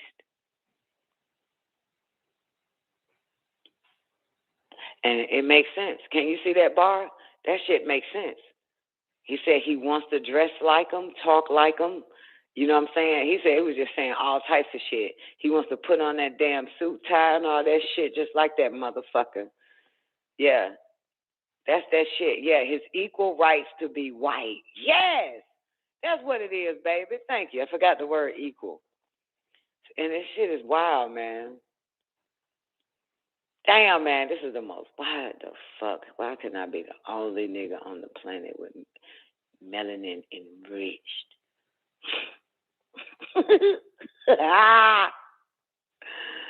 Oh, in a minute, I'm gonna be the last nigga on earth where hair grow towards the sun, baby. And living off the ultraviolet rays. God damn it. Shit, they ain't gonna fuck with my goddamn ass. You feel me? You know, put me back in my little native land. It's gonna end up being protected. Don't bother her. That's what all crackers gonna know. Because niggas gonna get annihilated. I'll be the last one on this bitch. I get my own protective land and shit. Give me a goddamn casino to myself.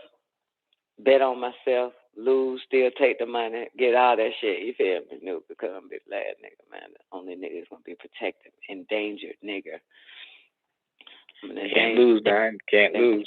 Yeah, because it's for real. Goddamn, I'm be the only motherfucking nigga, man.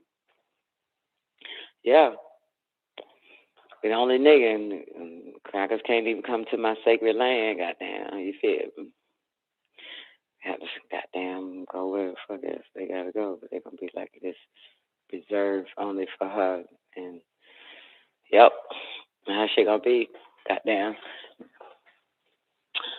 Hey, you'll see. You'll be dead on this side, but you'll be living on the other side, and you get to peep in. You feel me? The veil taken down. You'll be like, God damn, she said that shit. Look at her. Living her best goddamn life without these crackers. They can't cross that line. Whew. Anything else before I get up out of here? Oh, y'all want a little bit of this COINTELPRO? Yeah, why not, though? I'm taking a sneak peek. Oh, shit, this is going to be good. I think I'll save it for Monday. Oh, my God. COIN 232.7.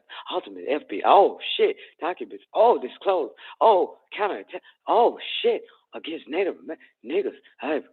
Oh, shit. Major violence. Oh, of domestic. Oh, shit. The black national. Oh, I'm saving this.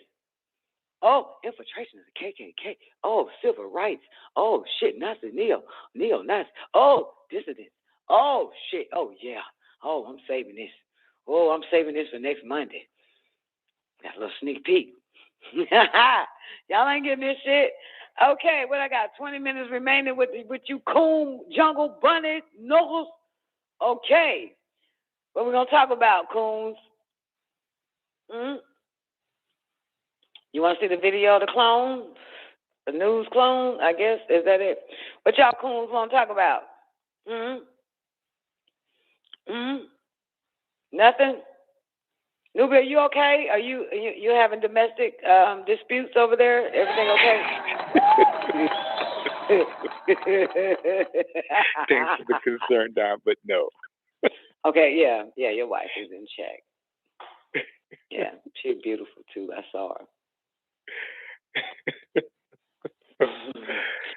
She well mannered. She believe marriage is forever. You lucky nigga. Just want to tell you this. So? Yeah, you lucky. She believe marriage is forever. I would have been left your ass. Well, thank goodness. Yeah, man. I got it good, boy. I just want to tell y'all that, man. Some of y'all brothers got it real good, man. Don't fuck up a good thing, man. Y'all got it real good. You feel me? All right. Yes, Nev, time for the offer. Okay, what we're gonna do like a Nev, we're gonna do like an intro to the offer on the show for the next 20 minutes. Okay? And yeah, that's what we're gonna do. We're gonna do yeah. Yeah. Yeah. Yeah, that's what we're gonna do. We're gonna do like a little intro or that type of thing, like where homeboy seated in front of Don's desk and shit. He says, I believe in America. America has made my fortune. I raised my daughter in the American fashion. I gave her freedom, but I taught her never to dishonor her family. She found a boyfriend, not Italian. She went to the movies with him. She stayed out late. I didn't protest. 2 months ago, he took her for a drive with another boyfriend. They made her drink whiskey, and then they tried to take advantage of her. She resisted. She kept her honor, so they beat her like an animal. When I went to the hospital, her nose was broken. Her jaw was shattered, held together by wire. She couldn't even weep because of the pain. But I wept. Why did I weep? She was light. She was light of my life. Beautiful girl. Now she would never be beautiful again.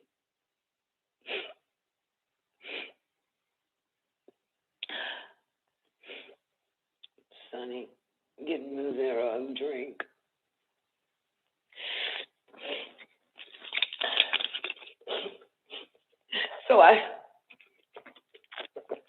Thank you. So I went to the police like a good American.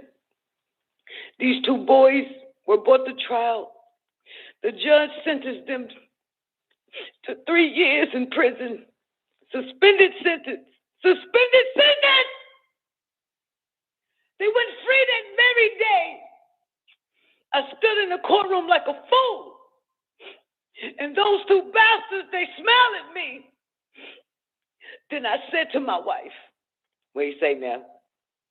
For justice, we must go You have to go to the Don time. Corleone. Yes. Yes. All right, hold on. I'm Vito. I sit behind the desk petting my cat. Why did you go to the police? Why is it? Why didn't you come to me first? Poke your bottle lip out. Poke your bottle lip out. Why did you go? Why didn't you go to me? Why didn't you come to me first? What do you want of me? Tell me anything. But do what I beg you to do. What's that? That I cannot do. I give you anything you ask.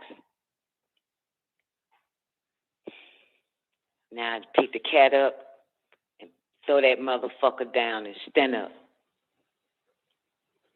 We've known each other for many years. But this is the first time you come to me for counsel, for help. I can't remember the last time that you invited me to your house for a cup of coffee, even though my wife is godmother to your only child. But let's be frank here. You never wanted my friendship, and you were afraid to be in my debt. I didn't want to get in trouble. I understand. You found paradise in America, had a good trade, made a good living. The police protected you, and there were courts of law, and you didn't need a friend of me. But now you come to me and you say, Don Nicoleone, give me justice. But you don't ask with respect. You don't offer friendship. You don't even think to call me Godfather.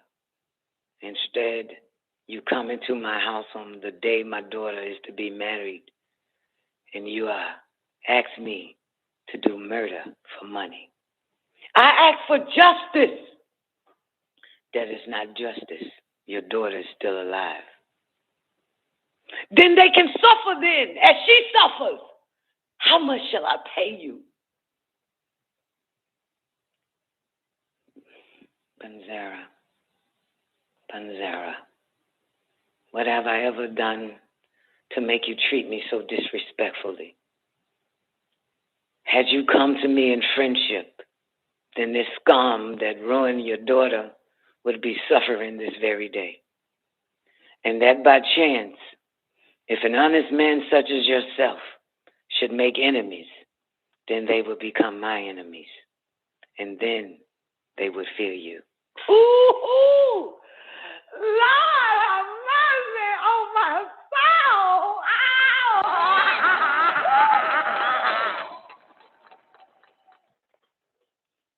What that nigga say? Be my friend. Be my friend. Please be my friend. That's the shit right there, boy. That's it there. Oh my God. I fucking love it, baby. See, I got time on my motherfucking hands. Okay. Feel me? And that opening scene is very important, people. They have to understand the significance of that scene, of that opening scene. It's very significant. Get it to Clemenza. I want reliable people. People that aren't gonna be carried away. I mean, we're not murderers, despite of what this Undertaker says. That motherfucker about to fuck them boys up, ain't it? Anyway. Oh, man. One of the baddest motherfucking scenes. The opening scene, girl, wait till we watch. What's the shit called again now? Well, we about to watch it in 10 minutes, 15 minutes. The Offer. The Offer. The Offer. Oh, my God. Oh, my God. It's going to be so great watching it with you. It's going to be so fucking awesome. Let me see what my other favorite scene is.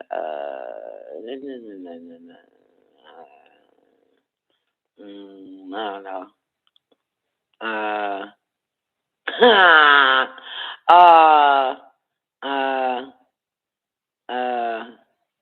I can't think. Never you got any?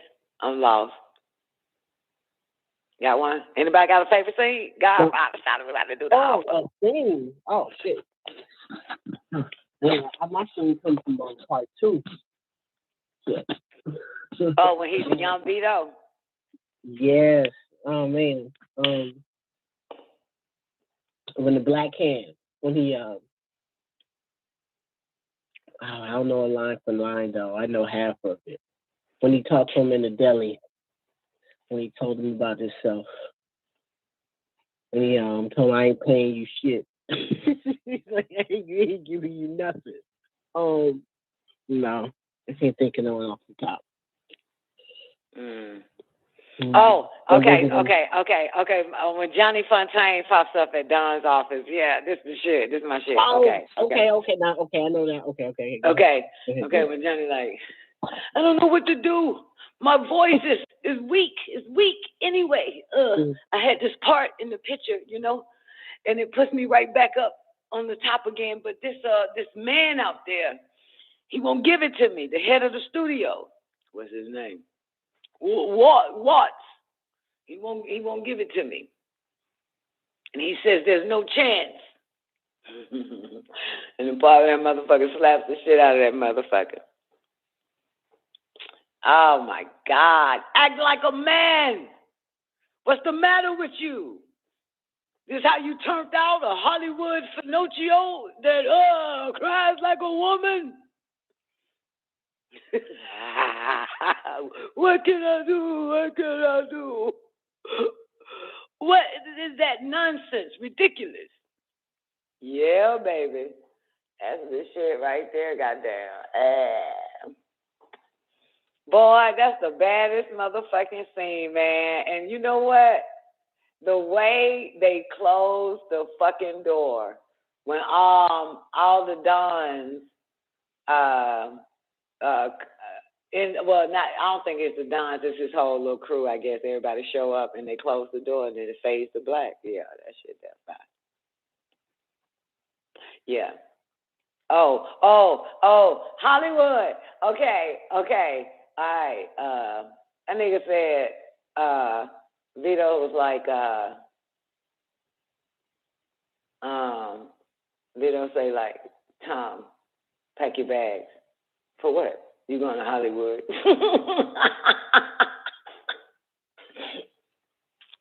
Yeah, and then he show up and Tom tell that motherfucker, tell Watts, I was sent by a friend of Johnny Fontaine's. His friend is my client, who would give his undying friendship to Mr. Watts if Mr. Watts would grant us a small favor. Give Johnny the part in the new war film you're starting next week.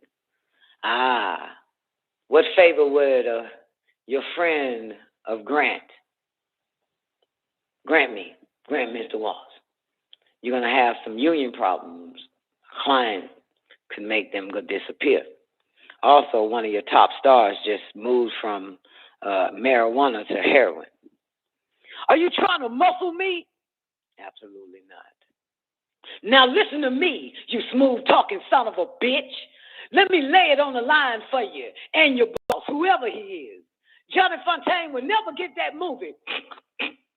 I don't care how many Diago Guinea, Wop, Gates Ball, Boom Balls come out of the woodwork. Then some say, I'm German-Irish. Well, let me tell you something, my crop-make friend. I'm going to make so much trouble for you, you won't even know what hit you. Mr. Watts, I'm a lawyer. I have not threatened you. Yo, I'm so ready for this shit. I know almost every big lawyer in New York. Who the hell are you? I have a special practice. I handle one client. Now you have my number. I'll wait for your call. By the way, I admire your pictures very much. That was the baddest scene. That was tall step on the scene. That scene was so fucking bad. Look now, when I was a little girl, right? I'm still a little girl now. Nothing's changed. But when I was a little girl, I would always wake up or turn the television on. Yep, Nanerta. I will always turn the TV on, and that part where the man wakes up, pull the covers off, and see the dead horse motherfucker in the bed. Every fucking time. And I never knew, when I was a little girl, like 6 years old, it would always run The Godfather. Mind you, the shit, you know what I'm saying, jumped off in the 70s and the 80s and shit. So, and I never knew where that scene came from. Never, but they will always show me that. That shit used to scare me like a motherfucker when I watched that shit. Like, what the fuck? That scene of the horse in the bed, the dead fucking horse, that shit straight from Godfather. Those were just hints, clues the universe was giving me. When you're older, you'll understand, my child. And then, boom, got a hold to the Godfather and saw that scene like, oh my God, such a beautiful scene. Killed that damn horse. What up, Nanerta? Nanerta, you just getting here? I'm going to tell you something before we get up out of here.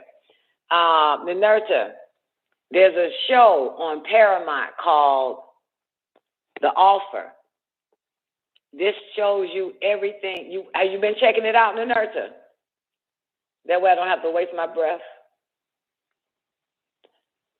You've been checking it out, The Offer. Man, you're going to fucking love it if you're a Godfatherologist. You're going to fucking love it, man. You're going to love every bit of this shit, man. You get this. Oh, the way they wrote this shit is so fire. It's so fire. It's so fire. It's so fire. It's so fire. Oh, my God. Yeah. All right. That's it. Anything else before I get up out of here? Too bad Newbie is counted out on this one. Newbie is not a part of the Godfather circle. It's not a part of it. You know? Yeah. God, dog. Oh shit, I'm lost, Neff. What's Homeboy? Remember Neff? Okay, the Godfather shot. Remember? And he what's his name? Homeboy that pretended he had the flu and shit. So they had to get another driver. Remember him? They said he set the whole shit up, didn't he? Remember that? What was his name? Boy, that scene where everybody calling motherfuckers and shit.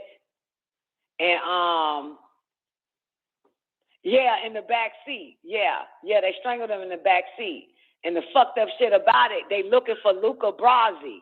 They looking for Luca right now too. Luca ain't showed up. And then one of the dudes that guard the compound showed up with fish wrapped in the newspaper. That's when they got them take Luca out. Luca Brasi, man, this shit, boy, Godfather 1, Jesus help us all, baby. And then and Michael, you see Michael, the camera shows Michael making calls to Luca. And then they bought the fish. Yeah, and it was Sonny, because at this point Sonny playing Don, right? And Sonny was like, what the fuck does this mean? It's like Luca sleeps with the fishes. Yo, and then you can see Michael in the background hanging up the phone so fucking smooth, girl. You just see that shit. Like Michael didn't even panic. He just hung the phone up, man. And yo, oh my God, yo.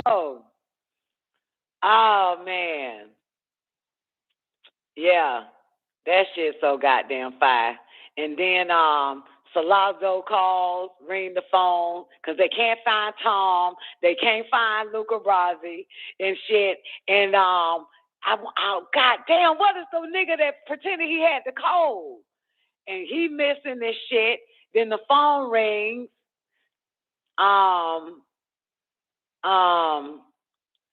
Salazzo say, Santino Corleone. Yeah. We have Tom Hagen. In about 3 hours, he'll be released with our proposition. Then Salazzo say some shit like, he said, listen to everything he has to say before you do anything.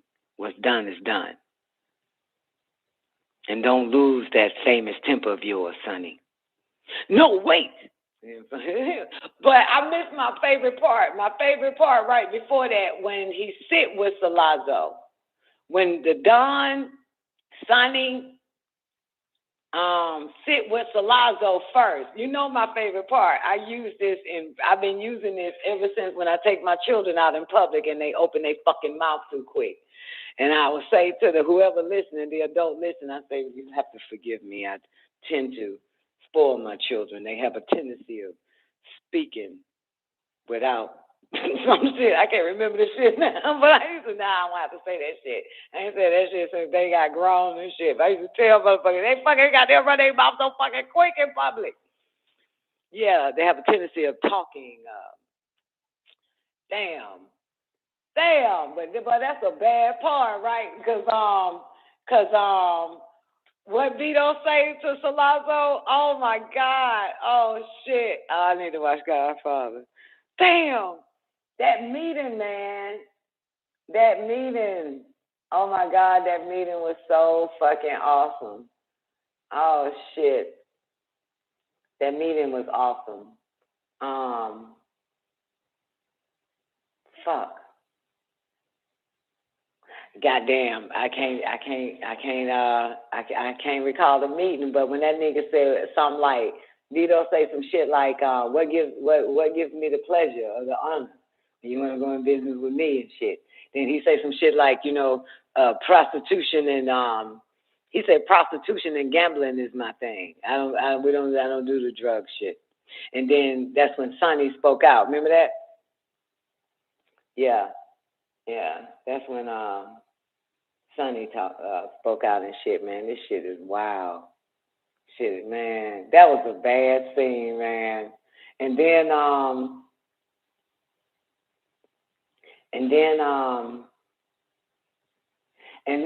okay, fine. Luca brought me sleep with the fishes and shit. But I got 2 more seconds with you motherfuckers. And then, oh man, the baddest scene when Michael Corleone, remember that? They're trying to figure out, remember, oh shit, and he got fucked up. That's right. McCluskey broke goddamn Michael's nose. Yeah, broke Michael's nose and shit. And this is where they set it up, man. That whole little dinner shit, shouted. Oh my God. Yeah. That's when this shit here, man, one of the best. Oh my God. Paulie. That's that motherfucker's name. Paulie. Paulie was the nigga that said he was sick. So it was another motherfucker to drive for the Don. That's what it was. Right? Then they fought. Remember when Paulie was in that damn car? Who was in the back seat? Paulie got in the front seat. He looked. He already knew. He looked behind him. He already know, man. This is the end of that. Yo, the whole cannoli shit. That cannoli shit, man. What's up with them cannolis, man? The cannolis. The cannoli. He broke his jaw? Yeah. Remember the cannolis? He had to get the cannolis, and you just see this boring-ass part over these goddamn cannolis and shit. And you can tell then they driving forever, then pull over in the middle of nowhere. That was the end of Paulie, bitch ass. That's right. You got to go. You got innocent or not. You got to fucking go. You got to motherfucking go. Okay? Innocent or not, motherfucker. Talking about you sick. You dead because of this shit. Dead, nigga. Dead, motherfucker. Weak. Man, okay, I'm going to say this and then I'm going to get out of here. I never heard Dr. York say this, but Doc told me that, that's Dr. York loved The Godfather. So he said everybody should use The Godfather as their Bible, right? Make it your Bible. And he said, but you have to, and just eliminate the murdering, the killings that happens in that shit, and take the principle of family and loyalty. Just study that. He said, study it like the goddamn Bible. I made my children do that shit when they were little, up to when they goddamn hate me. But shit, yo, study it like the Bible. It is that shit. And now we about to go now, and we about to go watch The Offer, and I'm gonna watch it with you, okay? And you're gonna actually see the beauty in Mario, like, and in the dude that was the goddamn, what's the name, man? They wrote another hit, girl. Paramount wrote another hit, boo. You feel me? This is a hit. This is a hit series right here, baby.